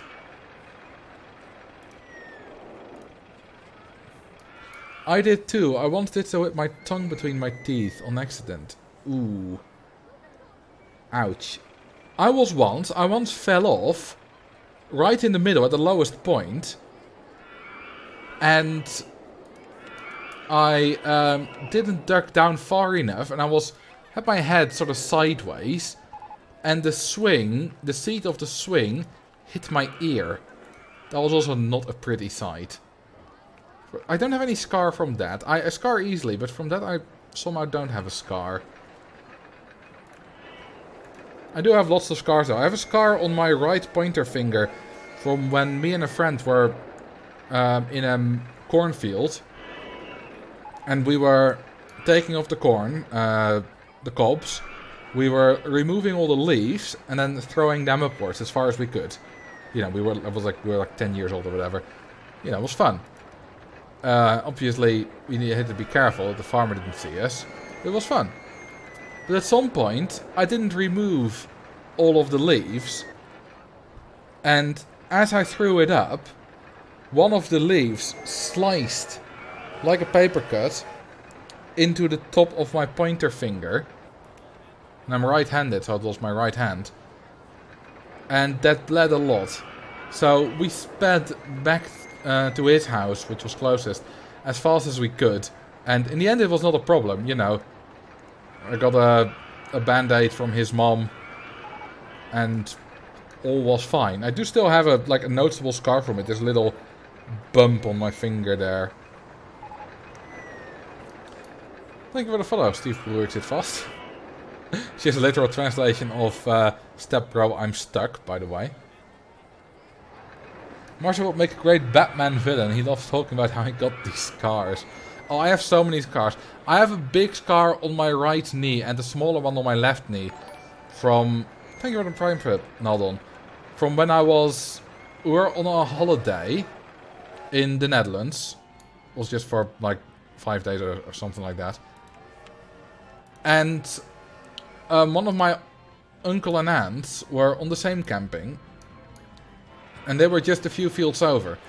And at some point I was cycling to them. I was like 4 at the time. So I just about learned to cycle. And in one of the turns I went too fast. And I fell. on the asphalt. Both my knees were entirely open. I had to get like massive band-aids on them. Which wasn't very nice. And I remember like playing soccer like a few days later. And it wasn't hurting, but it was just annoying because there were just massive band-aids on my knees which were restricting my movement. And I still have massive scars from that. There was a lot of blood. Scars like, well, I mean, it depends on you. Not massive, like 3 centimeters across. About an inch. Have you ever thought you had a massive injury while you didn't? No, not really. I've never had a massive injury.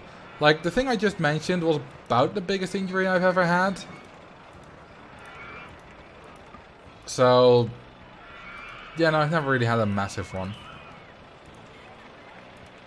Then I have another scar on my right knee, which is purple.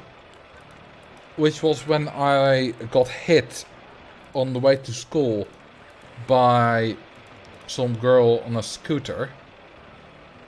Or moped is the proper English translation. And because I was cycling next to a friend, and I was to the middle of the cycling path. And there was, we had someone coming the other way, and she was also trying to overtake us, but there wasn't enough space for that, so she hit me, and that wasn't the problem. The problem was that after that, I fell, because, you know, she removed my stability. And then I fell to the ground with my left knee first, you know, there was a hole in the... There was a hole in my pants on the knee and, you know, blood and whatever. So I called my parents and they picked me up. It was about, you know, 10 kilometers away from home or whatever. They picked me up and then they patched me up when we were home. And then they, I just missed the first 2 hours of school. Not a big deal. But yeah, I got a scar from that as well. And apparently it was really difficult to get hold of her. Because my parents wanted to get hold of her. For, I don't know really what... Maybe it was some kind of insurance or whatever. Because, you know, she did damage my bike as well, I believe. Or it was just maybe just to get her to apologize or something. I don't know. But that was really difficult.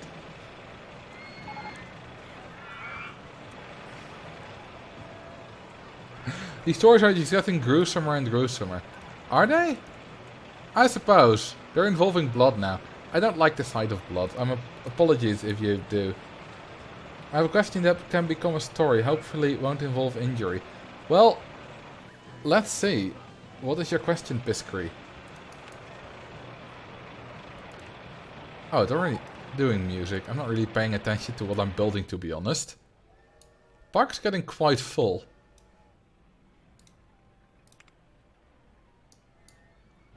There's not really all the... Can we buy extra land? What actually got you into Roller Coaster Tycoon? Okay, so when I was... Oh, we can buy extra land. Lots of it. Cool. When I was a kid, it was just my parents buying the game. What got me into Roller Coaster Tycoon big time? Like, which was about 2016. Was Reddit, basically. So, one of my friends... who's been in the chat a few times, name of Red Beertje. He also sometimes watches when I do geography streams, geoguess streams, but he's a great guy. And he told me I should join Reddit. I told this story as well in my 100,000 subscriber special. He told me I should join Reddit, and I was like, alright, seems interesting enough. So I made a Reddit account, and I had just started playing Roller Coaster Tycoon again. Because, you know, it went in waves. I played it a lot in 2012, 2013. Then I stopped a bit. And I picked it up again in 2016. And then I found the Roller Coaster Tycoon subreddit. And I started sharing my stuff there. And I got a very positive reaction. And that made me want to share more and do more and get better. And I remember at some point I told myself, you know what, I'm just gonna complete all scenarios. So I completed all Roller Coaster Tycoon scenarios, including the expansions, which made me a lot better at the game. And that's how I really got into Roller Coaster Tycoon. And then I, you know, got to the excitement record, like, you know, highest excitement you can get, longest coaster, and all that kind of stuff. Then I made the calculator video, and, you know, the rest is YouTube history.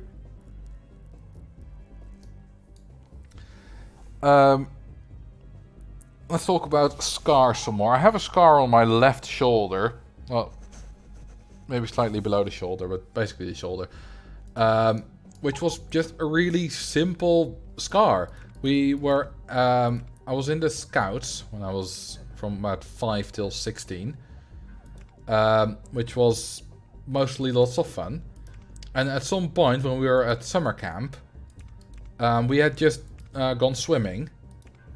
And we were finished. I just finished changing back to my regular clothes. And I was walking out of the changing stall. And walking, you know, out of the swimming pool area. And I accidentally walked too close to a wooden fence. And I scratched my shoulder. And that was it. There was nothing else to it. And I still have a scar from that. It didn't bleed a lot. It was just, you know, a bit red, maybe a few drops of blood, but nothing more. Didn't really hurt a lot, but I still have a scar from it.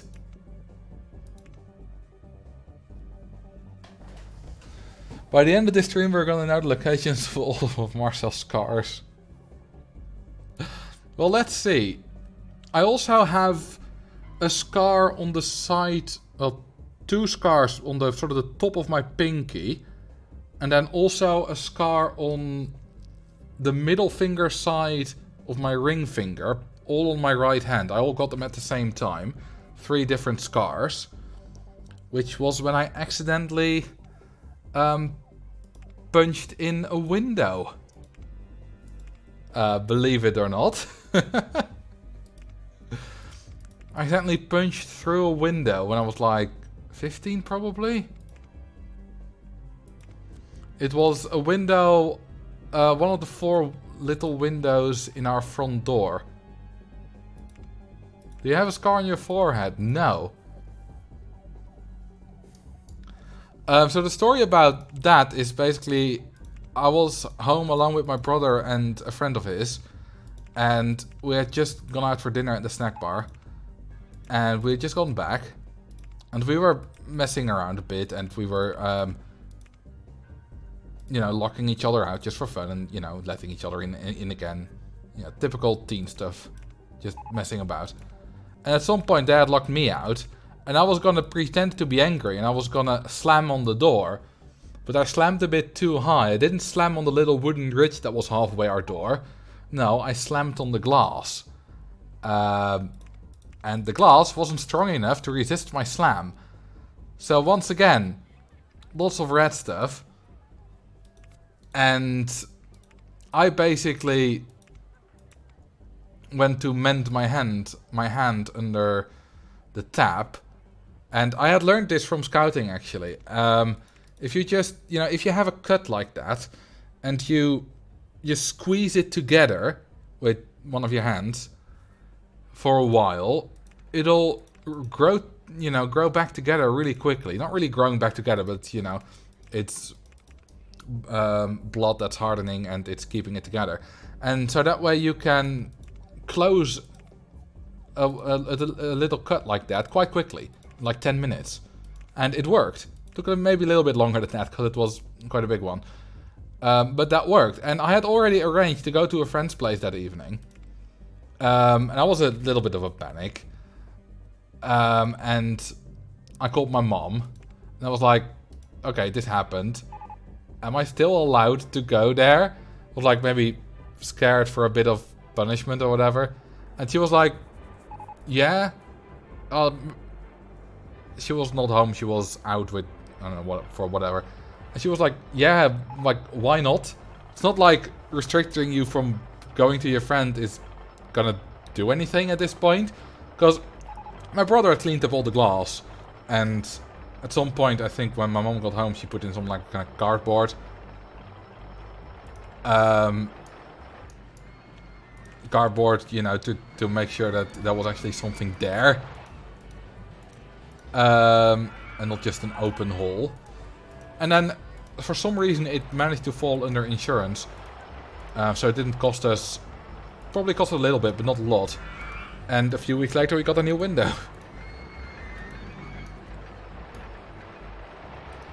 Do you like messing around? I love messing around. Okay, so basically I'm using the term messing around. When I talk to friends like that, I usually say, you know, the F word, but I try to not swear too much on stream. So I say messing about instead. Okay, that's a good old wooden coaster. Let's see, what other scars do I have? Oh yeah, I have a very tiny, barely noticeable scar at the base of my thumb on the top side, on my right hand. Which I got when I was 4, probably. My mom had just finished ironing, or she was in the middle of ironing, I don't know. But the iron was still hot, and I touched it. And that did ow. That was a very big owie. And I remember just sitting there, it was right before dinner, I was sitting there when we had dinner with just my hand in cold water. Just because it was basically a burning wound, a burn, and it hurt a lot. And you know, that healed over the next few weeks or whatever, I don't remember how long it took. But I still have a very little tiny scar. My skin is a little bit lighter there. Do we have any interesting water rides? Oh, we have splash boats.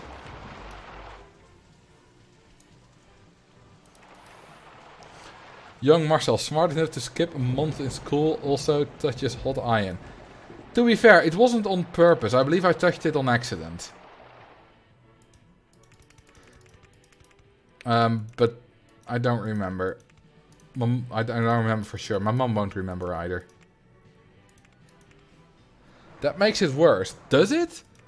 I think touching it on accident, like brushing against it, is a lot less stupid than touching a hot iron to see whether it's hot.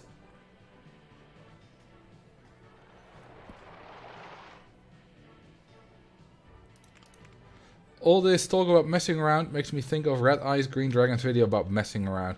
He makes great videos. Very funny.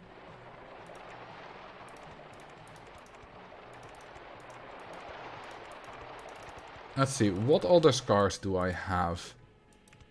Nothing on my feet as far as I know. On my arms, I think I've had all of them, and on my hands. I think that's basically all. I do have quite a few of them. Although compared to Alistair Moody, it's basically nothing. Well, I might have forgotten some, who knows.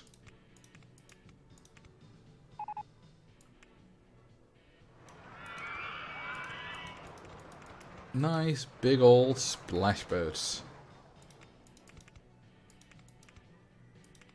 Nope. Can we go that way? Yeah, sure.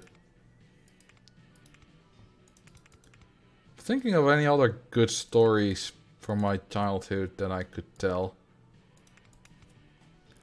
There's that one time when Oh, any sexy stories? Do I? Not really. At least not ones that I want to tell.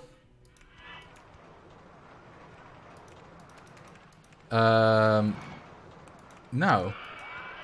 There was that one time I stole a lung from an organ doll. Which is not one of my greatest... not one of my greatest achievements. That was when I was in my second year of high school. And that was basically, as a human being, probably my worst year as a teen. I was at that point very much a rebel, and I had lots of issues with all kinds of stuff. Later that year, I would be diagnosed with Asperger's, which explained a lot. But yeah, there was an organ doll standing in our classroom, which we had a lot of our lessons in. And at some point we had German, and our German teacher was pretty damn bad. Basically the same deal as our French teacher a year later, except she spoke a little bit better English, a little bit better Dutch, but still not very well. And she was a German native. And she was terrible. At some point she said, "Marcel, do you know what it feels when chalk hits your head?" To me. But anyway, we were having German, and she was answering some questions, and some students were lined up at her desk, and she was answering questions about some test or project we had completed or whatever. I don't remember. Anyway, we were bored. And there was an organ doll in the class, so we picked up the brains from it, and we started throwing it to each other, like a ball.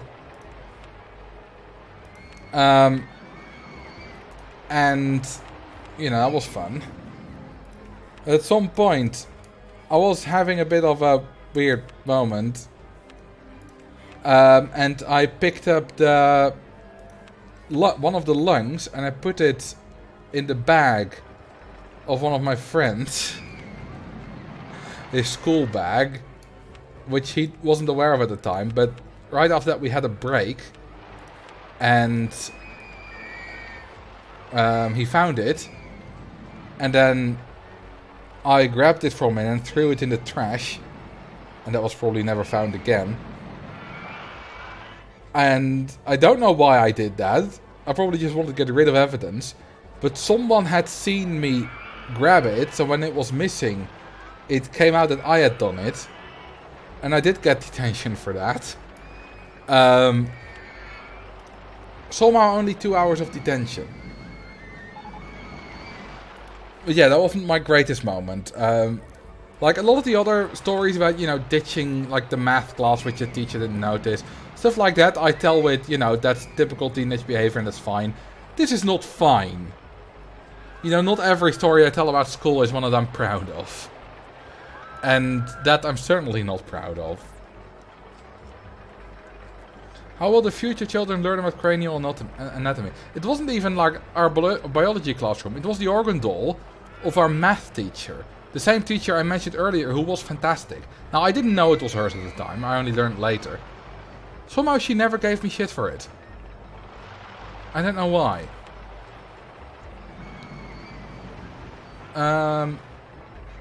Let's put one of these. How can you teach math with an organ doll? I don't know, but like I told earlier, she had a lot of like general life lessons and whatever for us kids, so she probably had that. It was kind of her classroom. It always unsettles me seeing the info stand placed not on two pathways. Oh, I just place it wherever. Random question that came to my mind. Does the Netherlands have a gambling lottery system? I mean, we have kind of a state lotto, literally called the Lotto. But I don't know what you mean with gambling lottery system. So, je ne sais pas.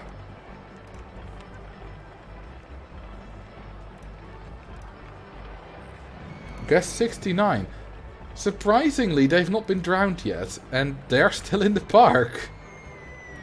They've been on 45 rides. Their favorite is De Grote Ondergang van Marcel. Huh. Usually they're one of the first to be killed. And given that they were already in the park when we started, the chance that they'd already left would be quite large. But no, they're still here. Well, not anymore now. The longest time that Dylan lived. Probably was one of the longest times in recent history, yeah. But bye-bye Dylan. Also, I cheated in a lot of money during this run. This is not a legitimate run. Ooh, that's very bright.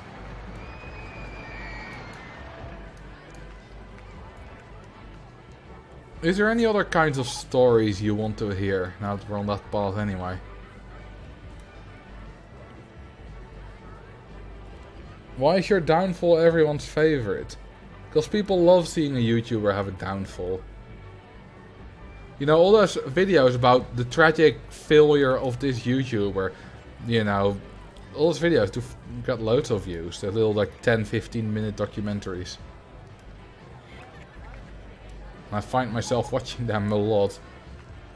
Did you have a best day of your life? I don't have a best day of my life, but I do have a best, like, 2 weeks of my life.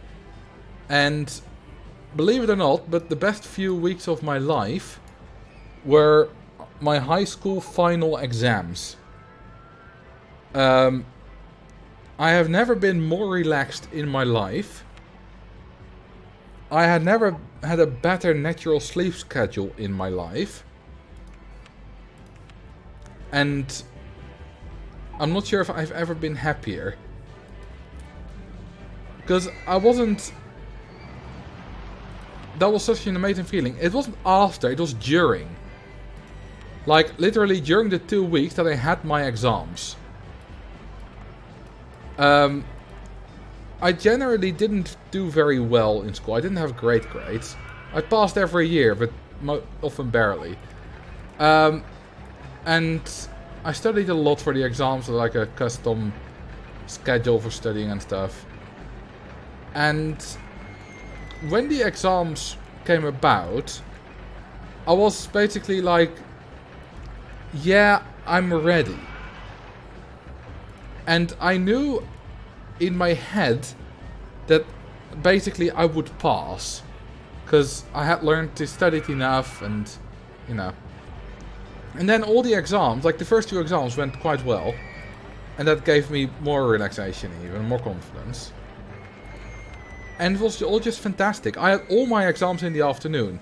All exams were scheduled either from 9 till 12 in the morning, or from 1:30 until 4:30. They were all 3 hour long. And I got really lucky that all my subjects were in the afternoon. Stop the track and support color on El Condor. Sure. Which basically meant that I woke up at like 6 every morning, just naturally. I was already, you know, every time I was just awake. Never had any sleeping problems.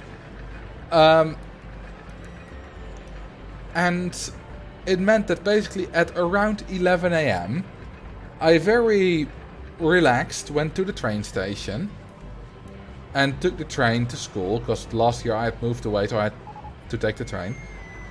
And I would be at school at like roughly 12 PM, roughly noon, about 1.5 hours before the exam started. So I had all the time in the world. I could miss 3 trains and still be on time.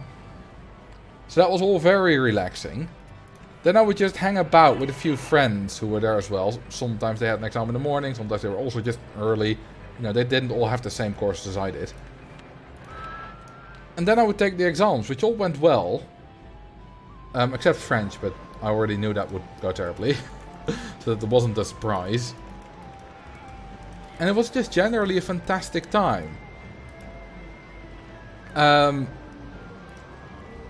And, you know, I remember after our very last exam, we bought some snacks and we went to a little pier in a canal / river close to school.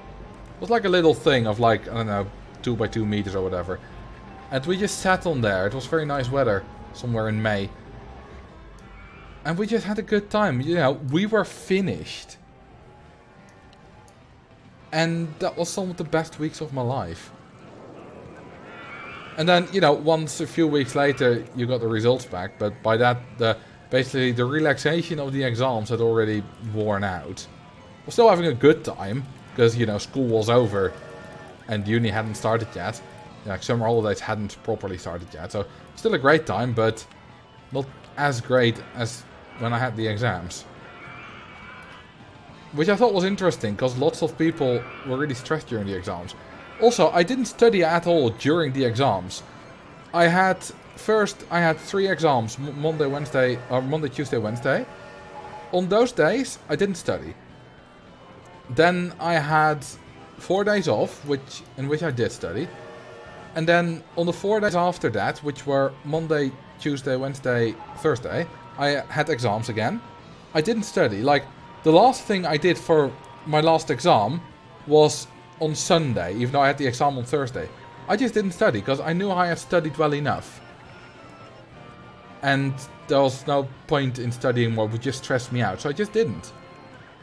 And that was a great decision, because it meant I was incredibly relaxed. And I've never gotten that again. In my life. But I don't know if I ever will. When are you going to open a merch store? I don't know. Maybe at some point. What would I even sell? Like a t-shirt with my microcoaster on it? That's been an idea that's, you know, I've seen before.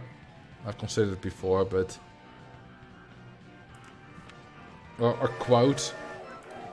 Like, I forgot the exit path again. Marcel plushies. Please, no. Plush, no.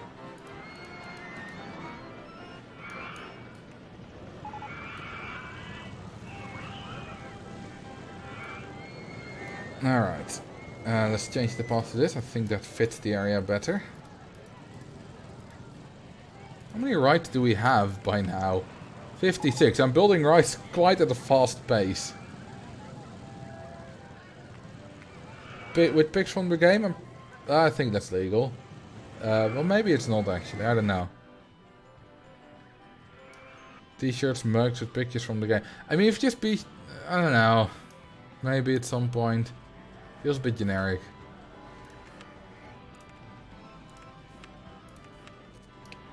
Marcel body pillow. Remember the Nick and Simon Memorial Coaster? Well, this is not a coaster, so I'll just rename this one. It's orange, which is the Dutch color. So yeah, Nick and Simon is a Dutch duo who has been making music since 2006, I believe. Somewhere around that. And they recently split up. And I have a stepsister who's really into them. Not lately, not so much, I believe, but like 5-6 years ago she would really be into them. But yeah, she's a bit distraught. I don't know how much that is just playing and how much she's really distraught, but you know, if this would happen like 6-7 years ago, she would be absolutely destroyed by it.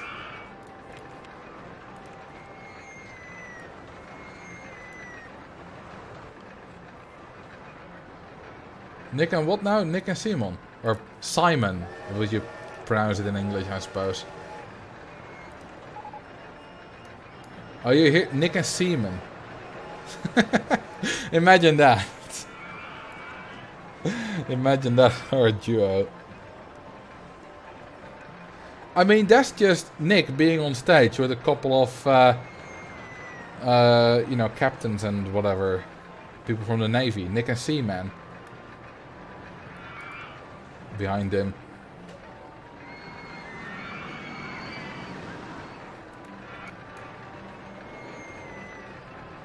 Maybe once Nick goes solo.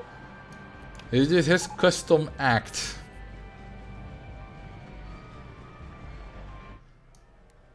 I think the park is looking quite nice, to be honest. There's actually quite a bit of space here that I haven't used yet. Why is there a highway that's just stopping here? That's not how it is in real life. Another highway that just stops. Or road, I suppose. Yeah, park's coming together quite nicely. This is how fast I build when I don't really concentrate on the rides. I just build while I'm talking. This one is the Marcel's Life Story Special. There's still so much more that's happened during school. Some of the stuff is inappropriate. Some of the stuff I won't tell for a multitude of reasons. Some of the stuff I probably am not thinking about now, but might remember like next time or whatever. I think the park's full. Yeah, we could fit it in here. Yeah, why not? Right there. Yes, just the N306. Yeah, but the N306 doesn't end there, it continues. Okay. Up there. And up yours. Alright. And then down there. Up them. Up everywhere.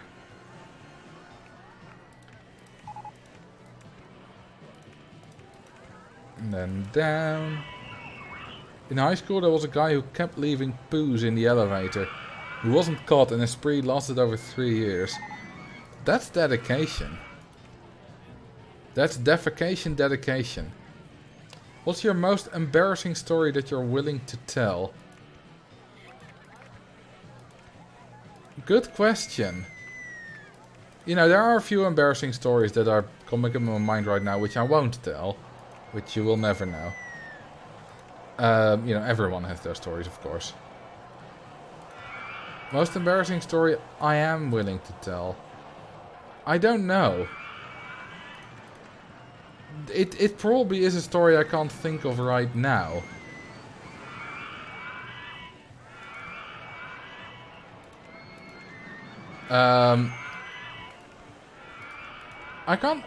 I can't really think right now of a mildly embarrassing story that I am willing to tell. They're either not embarrassing or they're too embarrassing that I won't tell them.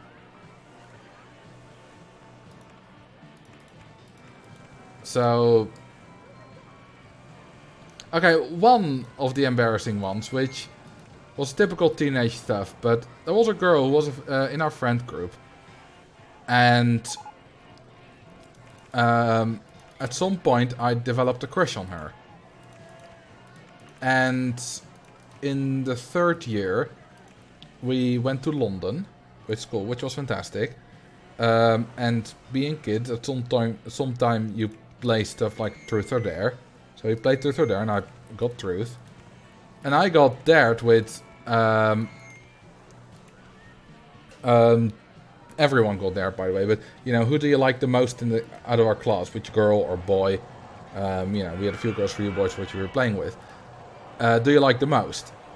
And basically everyone already knew I liked her. But I didn't really want to say, because, you know, can I have a round to think about it? It was, you know, a few people did that, and so did I. And at some point, I admitted it. And she was there as well, she was playing with us. But everyone basically knew already, so it wasn't like news. It was very obvious. You know, we did spend a lot of time together, especially the year before as well. So it wasn't a big surprise.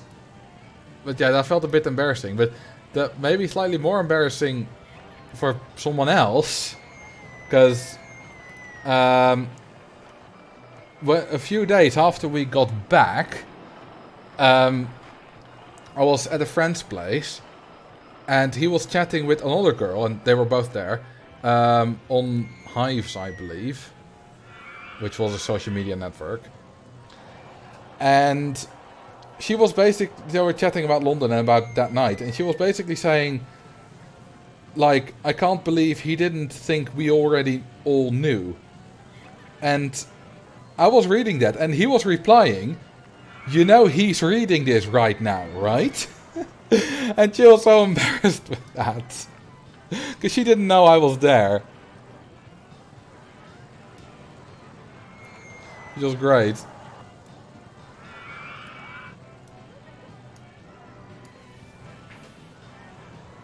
But yeah, no, we're not married. We never spoke to each other again after high school graduation. We stayed friends throughout high school. Although a bit less so in our 6th year. Was already waning a little bit. But no, we never saw each other or spoke to each other again after graduation. You made the Watch Mojo list of top 10 Dutch streamers. Wait, what? Is there really a list about that? I don't know if I should be proud of that, to be honest. I mean, it's Watch Mojo. Don't know if I want to be on one of their lists. Ooh, this is an ugly color combination. Okay, I had that before, but that's fine.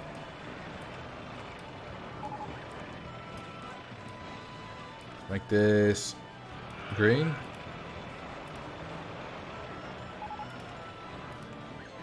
Alright. We have 3,600 guests. We would have passed the goal if early completion was on. Although, with a lot of cheating, I cheated in probably like 200,000 euros over the time. I mean, I've made a... Yeah, I spent a lot of money. Especially this money. I spent more than 100k on land acquisition. Which isn't the greatest financial decision. Looks like you both have to and not have to tell the super embarrassing stories. Yeah, that's the most embarrassing story, but it's also a typical teenage story with, you know, having crushes and whatever. That's the most embarrassing story that I'm willing to tell that I can currently think of. I mean, another embarrassing story was about a thing I did in high school, and then the school forced me to tell my parents, and, you know, telling my parents something bad I did in high school is not nice. That's embarrassing. They weren't all that angry. They were mostly disappointed. They didn't literally say the line, but that was basically it. But you know, that's typical kid stuff.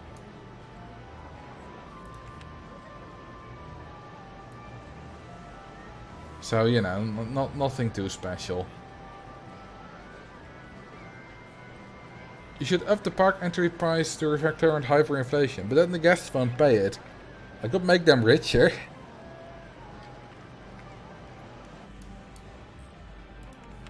We're not getting a lot of new guests. We're only making, well, still about 8k a month. That's more than I thought from the entry. I mean, if we just do this, remove all the guests, yeah, then we're getting a lot of new ones.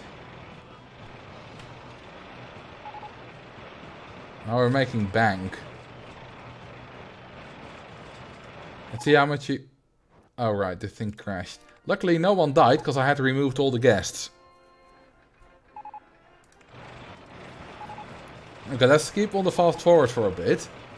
Because when I saved this park I wanted to have quite a few guests in it. Can I guess a few of your choice? Someone who just got out of the toilet. Well, they don't need to go to the toilet, so... Now they do. Well, this guy just got out of the toilet. There we go. Now they're dead.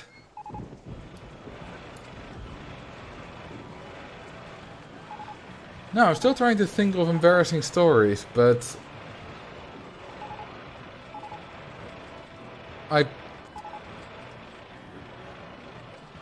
Can I tell this? Do I want to tell this? No, I don't think I want to. I haven't even told my friends about this, I think. Who know a lot more about me than you do. I mean, it happened when I was 5, I think, so... It's quite young, but I don't think I want to tell it. If you have to ask that, best to keep it to yourself. Yeah, probably. Thank you for the 2-month stump test. Another month, another Marcel. Yes. Oh, thank you for the 5 gifted subs. I think that they tried to convince me to tell the story. You pooped in bed. No, that happened when I was like 13, but I was very ill. I woke up and I had shit my pants. But I was incredibly ill at the time. So, that's fine. Did you get locked in a locker? No. I did once. The same girl I had the project with, which I didn't do. I was getting stuff out of my locker and she was sitting on the on the windowsill, where we often sat, it was quite a big one, right next to it, and she kicked my locker closed, not realizing I had my fingers in between there, and that was a little bit of bleeding on the fingers. But she didn't mean to. It was fine. He was just, you know, messing about. You asked a Barbie doll for Christmas. I don't know if a Barbie doll's ever been in our house. I mean, maybe now it is, but not at the time we've lived there. Because my brother and I both don't, you know, never played with Barbies, and we never had like little nieces over who played with Barbies as far as I know. We did play with like the dollhouse with my granddad had. We would play Earthquake, like a big dollhouse with like 10 different rooms and all kind of little, I don't know, 5-6 centimeter tall dolls in them. And we would like arrange them all nicely, arrange all the furniture nicely. Then we'd just shake it about, they would all fall over and fall out just to, you know, simulate an earthquake. Which was a bit, not your typical way you play with dolls.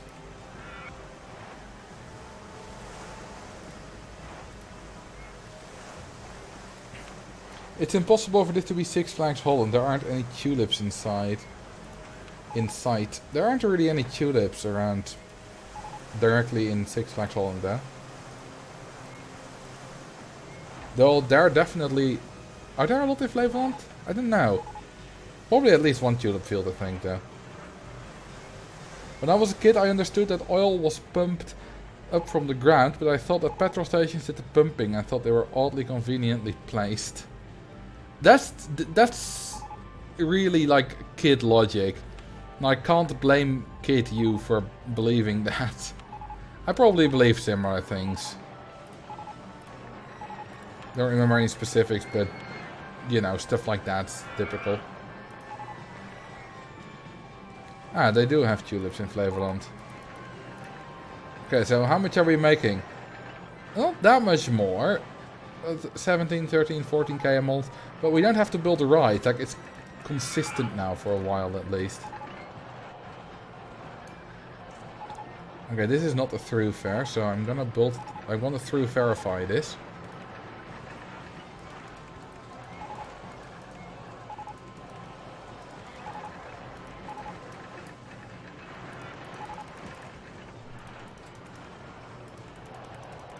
Let's see.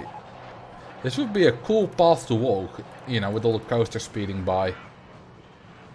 Any tulip stories? No. Like, pretty much none.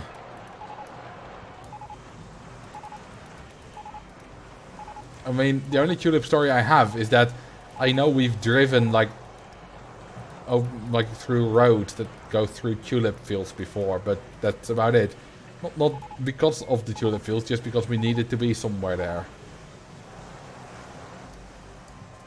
Do I have a hardline available? I don't think I do. No. So you can't pick that. I also don't really have the space for it. So, that's not a thing you can pick.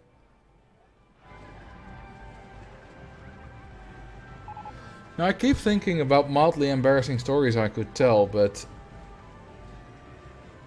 there aren't too many of those. As far as I know. Made a poll about flowers. Best flower. I mean, the best flower, I don't know. I like a sunflower, which isn't in there. What the hell is an Amorphophallus decussylve? Is that a joke, or is that some obscure flower I've just never heard of?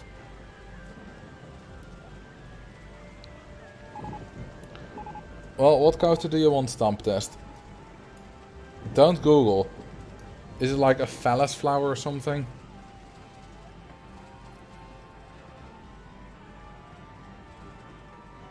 The stink flower. Doesn't the Rafflesia stink of like rotten flesh?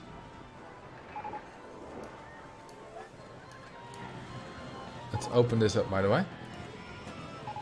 And clear the grass. Do we have entertainers, by the way? Oh, yes, we do. Lots of them. Good. Hang on. Oh, it does have an exit path. It was just not being fixed yet. Side friction coaster. I don't have a side friction coaster. And I already have a reverser coaster. You know what? I think this park has enough coasters. One of the mods, can you refund the channel points? Because I think we're done with this park. I don't really want to fit in an extra coaster. Alright, thank you, Max. What's your most and least favorite coaster in RST2? I mean, least favorite is the Mini Sus. I don't like it. Most favorite, probably the Twister. I've never ridden either in real life, so I don't know how they compare. Yeah, this is basically a dense Walibi world. Has the objective been completed? Soon it will be. Now just wait.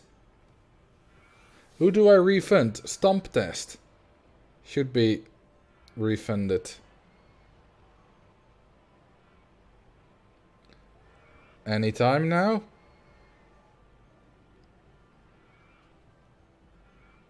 Come on. Oh, we don't have the guests.